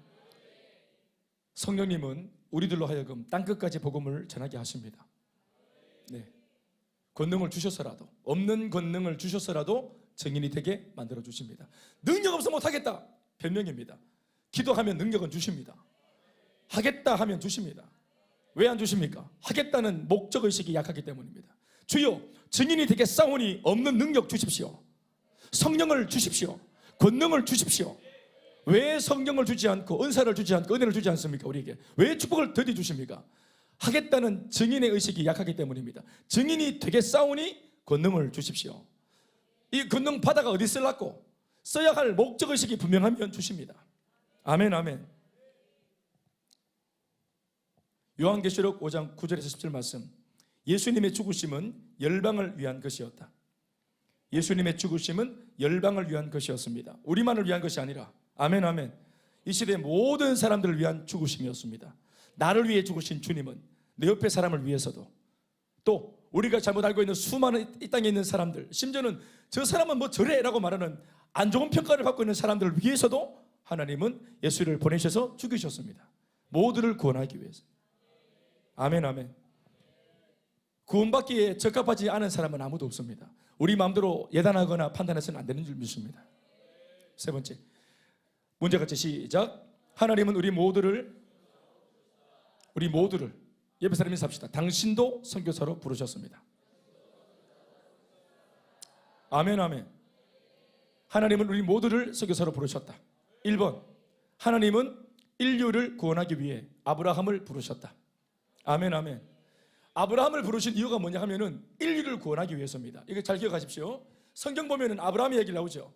아브라함을 부르신 이야기를 여기 적어놓은 이유가 뭡니까? 아브라함 이랬다더라, 이게 아닙니다. 지금 아니다. 풍악을 나중에 올려라. 지금 아니다. 참고로 6번까지 있다. 이 3번 하고 있다. 그래. 하영이 지금 집에 급하나? 그래. 엄마한테 사인 받았나? 빨리 끝내라. 이렇게. 그래, 알겠어요. 갑자기 나 깜짝 놀랐어요. 하영이 지금 졸다가 일어난 건 아니지? 아니지?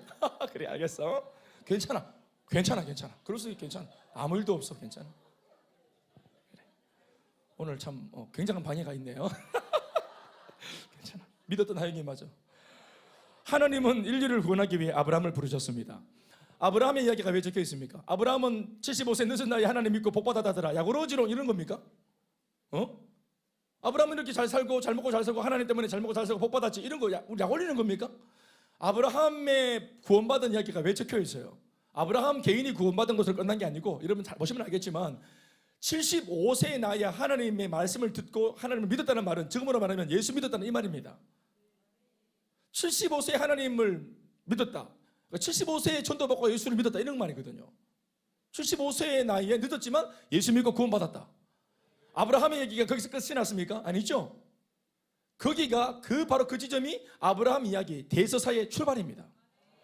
한 개인의 구원의 역사는, 구원의 이야기는 하나님의 거대한 세역의 역사, 사명의 역사의 대서사의 첫걸음이에요. 내가 예수 믿고 구원받은 것은 이게 신앙의 결론이 아닙니다. 예수 믿고 구원받은 구원이라고 하는 것은 결론이 아니에요. 아시겠습니까? 시작입니다. 시작. 신앙생활의 시작입니다. 다 같이 아멘 하십시오. 저를 보십시오. 그런데 보통 우리 성도들이 예수 믿고 구원받은 것을 신앙의 결론을 다 낸 것처럼 생각합니다. 그러니까 예수 믿고 구원을 받았지, 결론이 났어. 그런데 다음 날도 그 다음 날도 1년 뒤도 2년 뒤도 우리는 살아있어요. 이렇게. 근데 이미 구원을 받아가지고 목표를 이루었기 때문에 예수 믿는 이 신앙 가지고 써먹을 데가 없어. 목표를 이뤘기 때문에. 그러니까 예수 믿고 구원받고 그 이상이 없다고 생각하니까 열정이 없죠. 이 신앙 가지고 도전할 데가 없는 겁니다. 여러분, 내가 받는 신앙 구원이 시작이라는 말은 뭐냐면은 그 다음 이야기는 뭡니까? 내가 받은 구원을 또 다른 사람한테 증거하는 일이 시작되어지는 겁니다. 받아서 증거하는 일. 구원을 받는 것은 쉬워요. 예수를 믿기만 하면 되기 때문에. 믿으면 예수님, 하나님께서 구원을 주시잖아요. 구원은 선물입니다. 아멘, 아멘. 어디가 힘듭니까? 내가 받은 구원을 전도하는 것은 어떻습니까? 전하는 건 어떻습니까? 어렵습니다. 어디에서 더 힘이 쓰입니까? 어디를 더 노력해야 되겠습니까? 어디를 더 몸부림을 쳐야 됩니까? 어디를 더 수고해야 됩니까? 복음을, 전도를, 구원을 받는 것이 아니라 복음, 내가 받은 복음을, 구원을 전하는 것이 훨씬 더 많은 에너지가 들어요. 그래서 구원을 받고 우리에게 다음 구원 애프터가 주어져 있는 것입니다. 이 땅에서 예수 믿고 구원받고 당장 천국 안 가는 이유가 뭐냐? 살아있는 이유가 뭐냐? 이 땅에 있는 이유가 뭐냐 하면은 사명이 있기 때문입니다. 내가 받은 구원을 전하기 위해서 남아있는 거예요. 아멘입니까? 내가 받은 구원을 전하는 일을 위해서는 기도를 해야 되거든요. 내가 변화돼야 돼요. 말투도 달라져야 돼요. 성질도 달라져야 돼요. 인격도 달라져야 돼요. 나의 습관들, 나의 말투까지도, 눈빛까지도 복음을 전하기 위해서는 삶이 복음이 돼야 되기 때문에 몸부림을 치게 되죠. 거기에서 구원 이후에 성장과 변화가 있다는 겁니다. 성장과 변화로 구원받는 것이 아니라 구원받은 배성이기 때문에 구원받은 그 값에 걸맞게 성장과 변화가 일어나줘야 되는 거예요. 아멘, 아멘. 구원받기 위해 구원을 위해서 의롭게 살려고 애쓰는 것이 아니라 구원을 받았기 때문에 의롭게 살아야 되는 거예요. 아멘, 아멘. 그래서 구원의 서정이라는 말을 해보면은 신학적으로 예수 믿고 신앙 가지고 구원받고 양자가 된, 예수님 하나님의 양자가 된 그 은혜 다음에 나오는 것이 뭐냐면 성화입니다. 성화. 성화, 거룩해져서 아들 되는 것이 아니라 양자가 되고 하나님 아들이 되었기 때문에 거룩하게 살아야 되는 거예요. 무슨 말인지 알겠습니까? 하나님의 아들 구원은 하나님께서 칭의로 우리 가운데 그냥 로기조마이 우리를 의롭다 여겨주시고 믿을 때 무상으로 주시는 겁니다. 이미. 아멘, 아멘. 그 노력하는 것이 아니에요. 은혜로 받는 것이지. 그러나 거룩한 삶은 노력해야 돼요. 경건해지기 위해서 애를 써야 돼요. 그래서 그게 성장과 변화를 위해 애를 쓰면서 그 삶을 가지고 복음을 전하고 내가 거저받은 구원을 그들에게 나누어줘야 되는 것입니다. 아멘이십니까?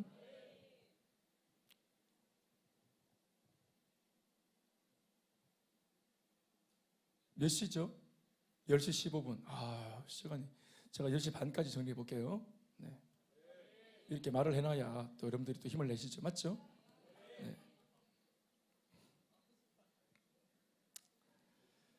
오늘 우리 설교는 이걸 이제 강의 설교라고 하는데 오늘 강의 설교를 하고 있습니다. 잘 따라오고 계시죠? 그리고 그래서 적어봅시다. 적을 수 있다면 부르심의 목적, 부르심의 목적 바로 선교입니다. 선교. 우리를 부르신 목적이 뭐냐면 선교로 부르시기 위해서 우리를 구원하신 것입니다. 예가 나온 겁니다. 아브라함의 구원은 끝이 아니라 역사의 시작이었다. 저는 1990년도 고3 때 90년도 고3 때 제가 91학번인데 고3 8월 달에 제가 예수 믿었거든요. 그때 구원받았고 저는 그때 구원받았어요. 예수 믿고. 그런데 그 뒤로 30년 지났죠. 구원받으려고 애쓴 30년이 아니었습니다. 쓰임받고 제 자신이 성장하고 변화되고 또 복음을 전하는 일에 그렇게 쓰여졌던 시간들이었습니다. 아멘, 아멘. 그러니까 90년도 8월 달에 구원을 받은 저 자신이 그 구원의 역사는 뭐였습니까? 끝이었습니까? 시작이었습니까? 시작이었죠. 여러분들도 시작입니다. 나이가 많이 드셨다고 끝이 아닙니다. 사명이 남았다면 끝이 아니에요. 우리 에스더 우리 권사님들 마찬가지입니다. 네? 또 우리 60 이상 어머니들 다 마찬가지입니다. 아버님들 마찬가지입니다. 세상에서는 뭐 이게 뭐 은퇴가 있고 또 뭐 그럴 때가 있지만 퇴직이 있지만 사명은 그렇지 않습니다. 아멘, 아멘. 아멘이십니까? 또 사명이 남은 사람들은 절대로 죽지 않습니다. 내가 마무리해야 될 사명이 있는 사람, 자신만이 감당해야 될 고유의 사명이 있는 사람들은 절대로 낙심하거나 그리고 죽지 않습니다. 아멘, 아멘. 네. 할 일이 많은데 죽고 이러면 안 됩니다. 목사님 성격에서 막 죽겠습니다. 죽으면 안 된다. 헌금도 해야 되고 살아서 헌금을 해야지. 예배 전에 도교도 해야 되고 할 게 많아. 얼마나 많은데 저기 밖에서 인사도 해야 되고 뭐 했다고 막 죽으려고 해서 죽으면 안 돼. 우리 어머님들 100살까지는 못 돌아가실 줄 아시죠?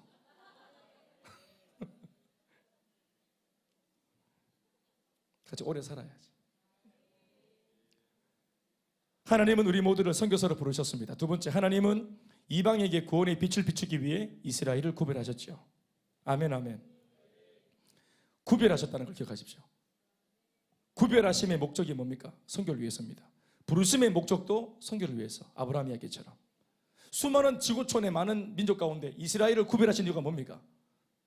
바로 쓰임받기 위해서입니다. 쓰임받기 위해서 맨 처음 경험되어지는 것이 뭐냐 하면은 구별, 다른 말로 말하면 구분, 다른 말로 말하면 분리입니다. 하나님이 쓰시기 위해서, 하나님이 쓰시고자 하시는 사람은 반드시 은혜를 주실 때 그 사람을 이때까지 익숙했던 사람들과의 구분을 줘서 분리되게 만듭니다. 분리되게 만들어요. 그래서 예수 믿으면 처음에 막 원수가 되죠. 원수가 됩니다. 친구들하고도 다 갈라집니다. 등지게 됩니다. 나도 가기 싫고 가들도 오라 안 합니다. 싫어지고 막 등지게 됩니다.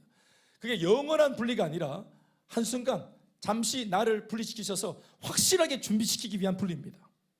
먼저는 분리시키고 구별합니다. 그래서 하나님이 사울을 부르실 때, 바울로 부르실 때 아라비아 광야 사막에 집어넣고 당금질을 막 하셔가지고 분리를 다 시켜서 확실하게 하나님 사람으로 만들어 놓고 세상 앞에 내놓잖아요. 구분되어서 은혜를 충만하게 받고 확실한 사람으로 세워져서 세상에 나오니까 세상에 나와도 세상과 동화가 되지 않죠. 세상을 변형시키는 사람이 되잖아요. 술 친구들하고 구분돼야 됩니다. 술 친구들하고 예수 믿으면서 분리돼야 된다고. 그래서 은혜 받고 충만해져서 다시 보험 들고 들어가서 인생에 아무런 소망 없는, 그래서 술잔을 기울이는 친구들한테 내가 가진 복음을 증거할 수 있을 만큼 분리되어져서 준비되어져서 들어가야 되는 것입니다. 아멘, 아멘. 그래서 애초에 은혜를 딱 받으면 하나님께서 딱 분리시킵니다. 분리. 저도 저희 부모님과 분리되었습니다. 애초에. 처음에는 오해를 받았죠. 그러나 준비되어져서 다시 우리가 딱 마주했을 때는 제 속에 우리 아버지나 그 누구도 꺾지 못하는 저 자신 되어 있는 겁니다. 아멘, 아멘. 이사야 49장 6절 말씀입니다. 다시 읽어보죠. 시작.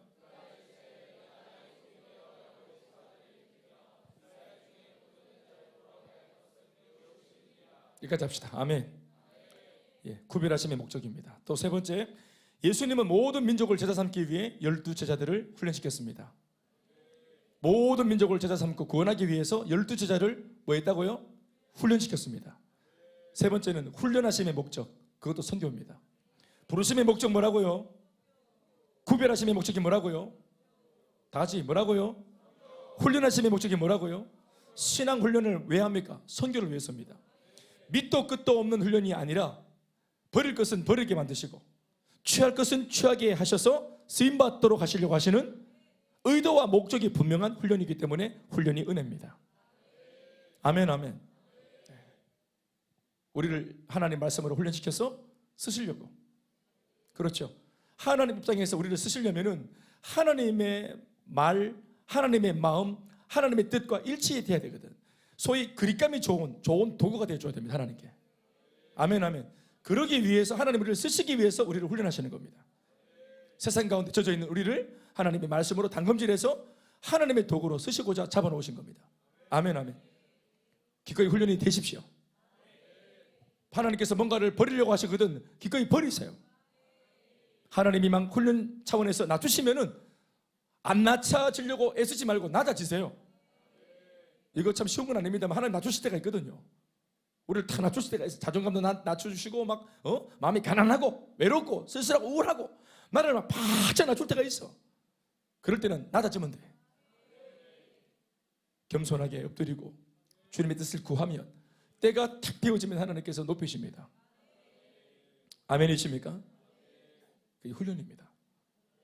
김성호 목사님 이렇게 말씀하시더라고요. 목회하시다가 큰 일을 만나거나 사건을 만나거나 또 목회적인 어떤 어려움을 당하거나 야 이거는 만만치 않은데 싶은 그런 힘든 일들을 만날 때마다 이분이 입 바깥으로 항상 했던 말이 이거랍니다. 훈련이다. 훈련이다. 이렇게 이게 훈련이라고 생각하니까 감당할 수 있겠더라 하더라고요. 그래서 저도 배웠기 때문에 제가 마음속에 그걸 새깁니다. 감당 못할 행위와 어려운 일이 생겼을 때 훈련이다. 이것 또한 훈련이다. 훈련은 언제나 나를 위해서, 나는 잘 모르지만 훈련을 시키시는 분이 뭔가 유익한 의도가 있기 때문에 나한테 주시려고 훈련에 나를 담그시는 겁니다. 이탈하지 않고 끝까지 감내하면 반드시 훈련에는 유익이 있습니다. 아멘, 아멘. 네 번째, 예수님은 사울을 불러 이방의 그릇으로 삼고 사도 바울이 되게 하셨습니다. 다시 아멘 하시고요. 변화되게 하심의 목적입니다. 사울에서 바울로 변화되게 하셨는데, 변화되게 하시는 목적이 뭐냐? 선교입니다. 아멘, 아멘. 과거를 확실하게 알죠. 그렇죠? 아까 제 얘기를 했지만 예수 믿기 전의 삶을 압니다. 예수 믿게 되어지는 과정도 압니다. 예수 믿고 난 뒤 돌아서서 주님 앞에 섰을 때 그 기쁨도 압니다. 왜 이런 과정이 있습니까? 왜 비포 애프터가 있습니까? 쓰임받게 하시려고. 아멘, 아멘. 그래서 불신자의 마음, 베스트의 마음, 제가 하는 말이 그겁니다. 그래서 제가 사람의 영혼 가지고 장난치지 말라고 하는 겁니다. 제가 장난을 당해봤기 때문입니다. 교회한테 교회한테 장난 저는 당해봤어요. 공동체한테 저는 장난 당해봤습니다. 참 비참합니다. 굉장히 비참하고, 나는 참 진심인데 이렇게 장난삼아 이렇게 막 이렇게 할 때 참 그게 비참하고 속상하고 그런 거예요. 변화되게 하심의 목적은 쓰임받기 위해서, 선교하기 위해서입니다. 오늘 말씀으로 치자면 5번, 예수님은 세계 비전을 이루기 위해 지금 우리를 부르십니다. 이 자리에. 아멘, 아멘. 오늘 나를 부르시는 목적이 뭐냐? 선교입니다. 다시, 오늘 나를 부르시는 목적이 뭐라고요? 선교입니다. 여섯 번째, 우리 안에 계신 성령님은 권능을 주셔서 땅끝까지 복음을 전하게 하십니다. 성령 주시고 권능 주시는 목적이 뭐냐? 선교입니다. 성령 주시고 권능 주시는 목적이 뭐냐? 선교인 줄 믿습니다. 아멘, 아멘. 이와 같이 이 하나님이 하시는 모든 일에는 목적이 분명히 있어요. 영혼을 구하는 일인 줄 믿습니다. 4번 다 같이 시작. 선교사적 삶을 살기 위해 우리가 해야 될 일은 뭘까? 첫 번째, 지역과 민족을 넘어 열방을 바라보는 눈을 가져라. 하나님은 우리의 시선을 높이 또 멀리 보게 하시지만 마귀는 낮고 좁게만 보게 만듭니다. 아멘, 아멘. 다시요. 하나님은 우리에게 은혜를 주셔서 우리 시선을 더 높이 더 멀리 보게 하십니다. 그래서 우리 인생이 더 넓어지고 우리 인생이 풍성해지게 만들고 우리 인생을 위대하게 만들어 주십니다. 이때까지 그냥 이거 하나, 나 자신의 모습, 내 집, 내 회사, 요 자리에 하나, 옆에 사람하고 요 타이틀 하나 먼저 들려고 암투하고 시기하고 질투하고, 어떤 면에서는 쪼잔하게 막 예수 믿으면서도 같이 막 반칙하고 안 뺏기려고 막 내 한마디 들으면 난 10마디 해주고 앉으려고 막 자존심 세우고 내 자존심 바라보던 내 눈, 내 집, 뭐 나의 모습, 이것만 계속 보던 이 좁아 터진 나의 식견을 은혜를 베풀어 주셔서 번쩍 들어가지고 더 높이 더 멀리 보게 하시는 겁니다. 세계복음화, 세계선교, 이게 왜 말입니까? 예? 내 평생, 우리 평생 무슨 뭐 생각이라도 해봤어요? 지역, 가정의 복음화, 가문의 복음화, 지역의 복음화, 민족의 복음화, 열방의 복음화, 이런 거 우리가 언제 경건하기 위해서 애쓰고 거룩하기 위해서 몸부림치고 성장하기 위해서 몸부림치고, 우리 이런 거 관심 있었어요? 이때까지? 아니잖아요. 안 줄 알고 말하고 있어요. 제가 아니었잖아요. 누가 이 청년들이 거룩하려고 애쓰노? 요즘 젊은 청년들이, 어떤 청년들이 순수하고 성결하려고 애를 쓰노? 지멋대로 사는 거지, 되는 대로 사는 거지. 누가 청년들이 애를 쓰고 힘쓸 때 거룩하려고, 경건하려고, 성장하려고, 미래를 위해서 잘 내 내면에 준비되려고 이렇게 준비하는 청년들이 어디 있노? 요즘에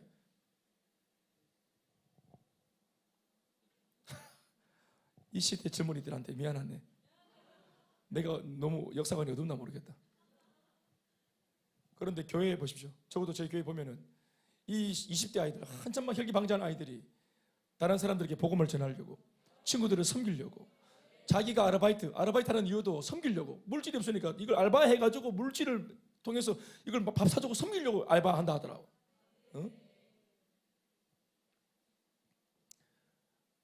다른 고민,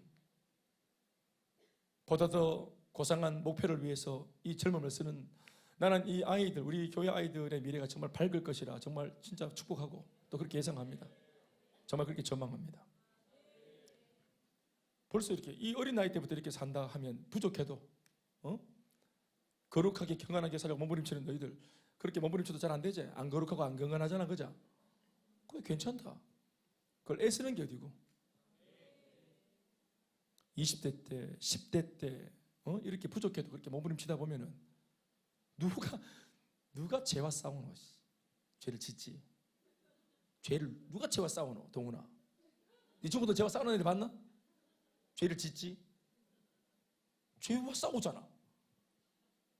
물론 질 때도 많지만 이게 완전 다르지 않아? 얼마나 귀하노? 얼마나 귀하노? 나 정말 귀할 것 같아요. 2분 남았어. 큰일 났다.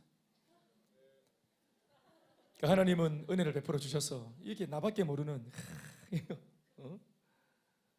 이걸 들어가지고 이때까지 이렇게 산 게 얼마나 부끄러운지 알게 해주시고 쪽팔리게 해주시고 한 번도 꿈꾸지 못했던 비전과 꿈을 위해서, 나를 창조하신 하나님의 그 꿈을 위해서 내 생을 드릴 수 있는 이런 기회를 우리 불러주잖아요. 예? 영웅이라는 영화를 이제 극장이 끝나고 집에 그 TV에서 볼 수 있도록 해줘가지고 내가 봤거든요. 약지 손가락을 칼로 촥 잘라내면서 조국의 광복을 위해서 우리 한 몸을 드리겠다고. 이 약지를 자른 이유가 뭐냐면은 3년 안에 조국의 광복을 이루지 못하면 우리는 다 그냥 목숨을 던지겠다고. 지금은 손가락 하나 자르지만 이 손가락 자를 때 우리 생명을 이미 다 자른 거라고. 우리는 이미 결정되었다. 조국의 광복과 함께 가는 거다. 우리의 목표다. 우리가 존재하는 목표다 하고 딱. 그 소수의 그 독립투사들이 그렇게 다 결의하고 달려가는, 이게 참 우리가 그래서 그분들을 그 시대에 아무도 모르는데, 그 시대 사람 아무도 모르는데 그렇게 살다간 사람들의 이름을 우리가 기억하잖아요. 안중근 세 글자를 기억하잖아요. 유관순 세 글자를 기억하고. 예? 어떻게 죽으면 그렇게 후대 사람들한테 기억이 나고, 그 사람들이 살다간 삶을 떠올리면은 수십 년 전, 거의 100년 뒤에 후손들이 그 얘기를 들어도 가슴이 먹먹해지고, 어떤 면에서는 같은 연배를 살고 있는 우리들이 그렇게 살다가 젊음을 들여버린 그 사람들의 삶을 들으면 내 삶이 지금 부끄러워지고 옷깃을 내미게 되어지고, 누가 어떻게 살았길래 그 삶으로 100년 뒤의 사람들의 삶을 부끄럽게 하고 교훈을 주고 그렇게 할 수 있겠습니까? 삶도 참 힘이 있지만 죽음도 굉장히 힘이 있죠. 우리가 꼭 뭐 그런 걸 이띄어서 말할 수는 없겠지만 그러나 우리도 그렇게 볼 수 있겠죠. 마귀의 통치에 포로가 되고 식민지 생활하는 수많은 사람들한테 우리가 복음이라고 하는 이 은혜를 끼쳐서 그들을 광복으로, 그들을 독립시켜서 하나님의 백성으로 살리고 세우는 것이니까. 오늘 복음 전하는 이 사람들이 누굽니까? 이 사람들이 독립투사 아니겠어요? 애국지사가 아니겠습니까? 아멘, 아멘. 하나님 나라 아직 꺼지지 않았다고 대한 독립 만세라 하듯이 하나님 나라 만세라고 외치면서 하나님의 말씀이 통하지 않는 이 세대 속에 그래도 복음의 불씨를 계속 지피면서 음지에서나 양지에서나 기회가 닿는 대로 복음을 전하고 사람을 일으키고, 또 우리들끼리는 서로 보면서 동지, 이호정 동지, 이렇게 하면서 서로 옆에서 인사합시다. 동지.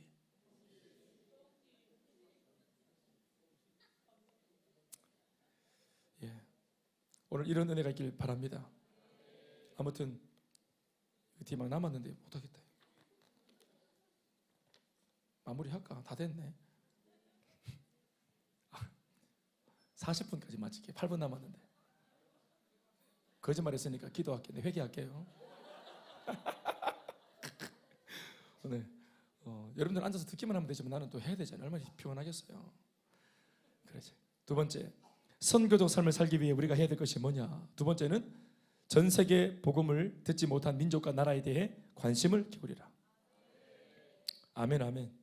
또 세 번째는 민족과 열방, 선교사들을 위한 기도의 용사가 되라. 관심을 가져라. 아멘, 아멘. 처음에는 관심을 가져야 되고, 또 관심과 마음이 가는 곳을 따라서 기도가 가게 해야 되고, 관심이 가고 마음이 가고 그리고 기도가 가고 그리고는 물질이 가고, 아멘, 아멘. 그리고 마지막 최종적으로는 사람이 가야 됩니다. 아멘, 아멘. 네 번째, 선교를 위해 재정적 필요를 공급하는 삶을 살아야 됩니다. 보내는 선교사가 되어서, 아멘, 아멘. 후원이 아닙니다. 우리는 보내는 선교사입니다. 그래서 한 명의 단기 선교사가 우리는 실제로 보내면 한 달 동안 사역을 하고 들어가는 비용이 150만 원이라고 들으셨죠? 150만 원 드는데 우리는 이번에 2명을 파송하잖아요. 한 달에 얼마 들어요? 말하기 싫어요? 한 달에 얼마 들어요? 300. 그렇죠. 300 들죠. 한 사람 선교사가 150만 원 드는데 1년 동안 보냅니다. 그러면은 우리가 성도들이 만약에 다 많이 있지만 그중에 150명만 특공대가 되어서 만 원씩만, 한 달에 만 원씩. 한 달에 만 원은 그렇게 큰 돈은 아니잖아요. 어떻게? 교인 집사 한 달에 만 원 어떠노? 한 달에 만 원. 하루에 만 원 말고 한 달에 만 원. 나머지는 니를 위해서 다 쓰고 한 달에 만 원. 그렇지. 괜찮지. 괜찮지. 그러니까 말입니다. 한 달에 만 원으로 150명이 결의하면은 선교를 일으키는 겁니다. 우리는 실제로 이번에 2명을 보내니까 한 달에 얼마입니까? 150명이 2만 원 하면 돼요. 그렇겠죠? 만약 성도가 300명이 되면은 300명이 만 원씩 하면 되겠지. 우리 지금 아직 그렇게 안 되니까. 2만 원, 한 사람이 2만 원만 해도 할 수 있죠. 이번 주일이 우리가 지금 매월 둘째 주가 예배 때 우리가 예배 시간에 이 후원 약정 헌금을 하지요. 그렇죠? 2만 원 하잖아요. 그렇죠? 그렇게 하는 겁니다. 커피로 치면 한 4잔 좀 됩니다. 한 달에 커피 4잔만 아끼면 커피 4잔으로 선교를 일으키는 겁니다. 아멘, 아멘.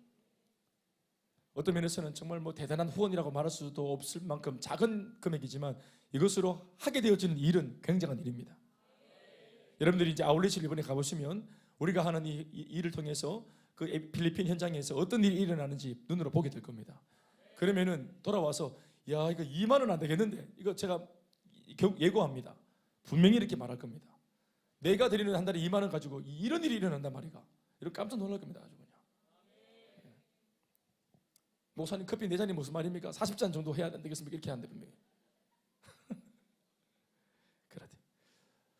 5번째, 하나님께서 선교사로 부르실 때 순종하라. 아멘, 아멘. 네. 둔하게 청년은 단기 선교사 1년을 기본적으로 가는 겁니다. 국방의 의무를 감당하듯이. 요즘에 남자들 국방의 의무 몇 달 하노? 지수야, 네 지금 군인이지? 현역 군인이지? 몇 달 하노? 몇 달 하노? 18개월 하나? 그렇구나. 단기 소교는 몇 개월 합니까? 12개월 합니다. 나라 지켰는데 지수야, 하나님 나라를 위해서 그래 다시 가. 그래. 단기 선교사에 부르시면 머리 안 깎아도 된다. 거기는.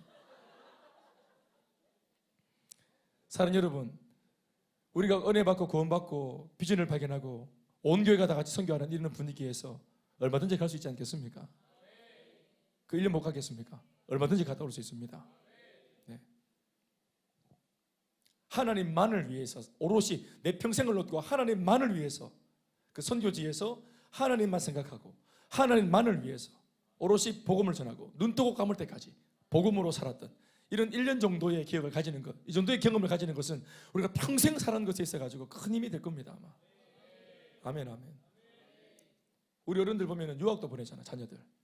언어 연수도 보내고. 그런데 이 신앙 연수, 이 사역 연수를 보내면 평생 잊지 못할 하나님을 만나고 올게 될 것입니다. 지금 현재 파송 준비 중인 선교사 후보생 우리 교회 2명 있죠? 예? 어떻습니까? 자, 지금 말해 보세요. 어떤지 일어나서 소감 한마디 해보세요. 저 뒤에도 일어나고 성도들 바라보면서 마이크를 하나 빨리 갖다 줘야지. 눈치도 없고 빨리 뛰어야지.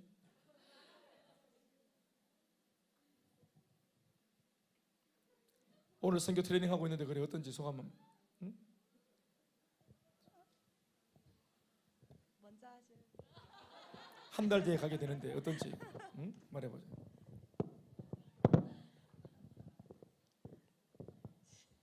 구미영 단기 선교사 후보생입니다. 박수.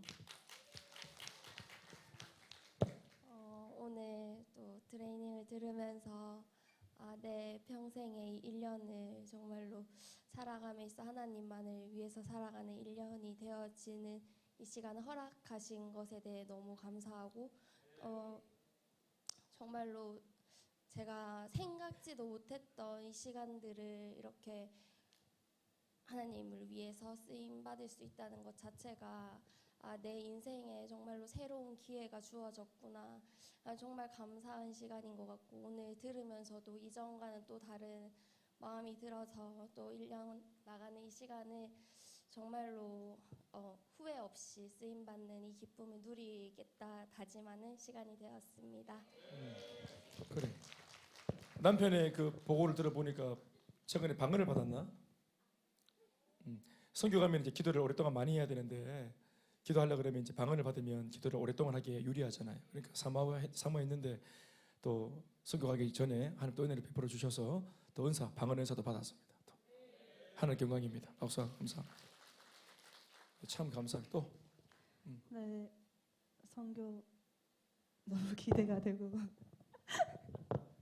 머리가 하얘가지고 하나님께서 정말로 기뻐하시고 너무 중요하게 생각하시고 이렇게 모든 것에 또 목적이 다 선교로 계속 결론이 나는 이런 위대한 일에 쓰임 받는다는 것 자체가 너무 참 영광이고 감사한 것 같고, 그리고 오늘 들으면서 되게 공감되기도 하고 또 다시 다짐하게 되는 것이 선교를 위해서, 그러니까 하나님께서는 그냥 오로지 선교에만 관심이 있으시다는 것에, 그리고 그런 선교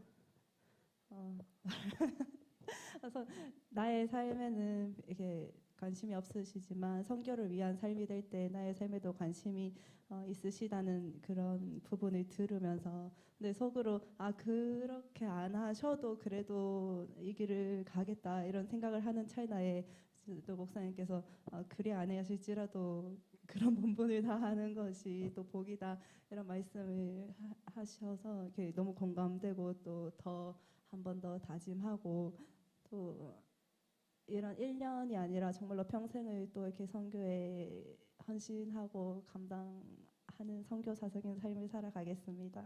아멘. 살겠습니다.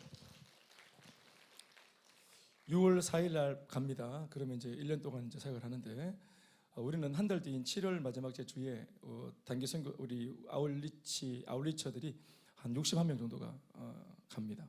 그러니까 이 타이밍이 참 좋죠. 본교회에서 한 60만 명이 응원하러 가니까 2달 만에 만나게 될 텐데 얼마나 참 힘이 되겠노. 그렇죠? 그러니까 참 좋은 타이밍이 가는 것 같습니다. 또 앞으로 우리 청년들 또 우리 부부 사이에 좀 뭔가 좀 변화가 필요하다고 생각하는 그 집사님들 중에 감독이 계신 분들이 계시면은 신청을 해주시면 보내드리도록 하겠습니다. 마무리하겠습니다. 6번입니다. 선교는 개인과 가정과 교회의 복이 되는 것을 기억하라. 선교는 개인과 가정과 교회의 복이 되는 것을 기억해라.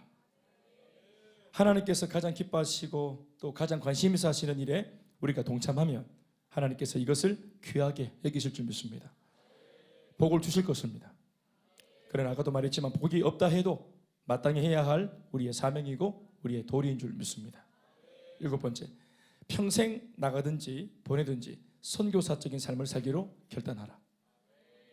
한 번쯤 우리가 단기 선교를 아울리치를 나가야 하는 이유가 뭐냐 하면 평생 보내는 선교를 더욱 잘하기 위해서입니다. 현장을 경험해야 잘 보낼 수 있습니다. 아마 대부분의 성도들은 보내는 일을 하게 될 겁니다. 그렇죠? 잘 보내려면 현장이 뭔지, 하나님께서 어떻게 역사하고 계시는지 현장을 알아야 됩니다. 그래서 현장을 잘 알고 잘 보내기 위해, 평생 잘 보내기 위해서 한 번쯤은 나가야 되는 거예요. 단기가 되든 아우리치가 되든 현장을 보고 와야 됩니다. 그래서 쓰임받는 일에 우리가 진짜 외치는 구호로서의 선교가 아니라 실제로 우리가 해내고 이루어내고 성취하는 선교가 될 수 있도록 그렇게 하면 참 좋겠습니다.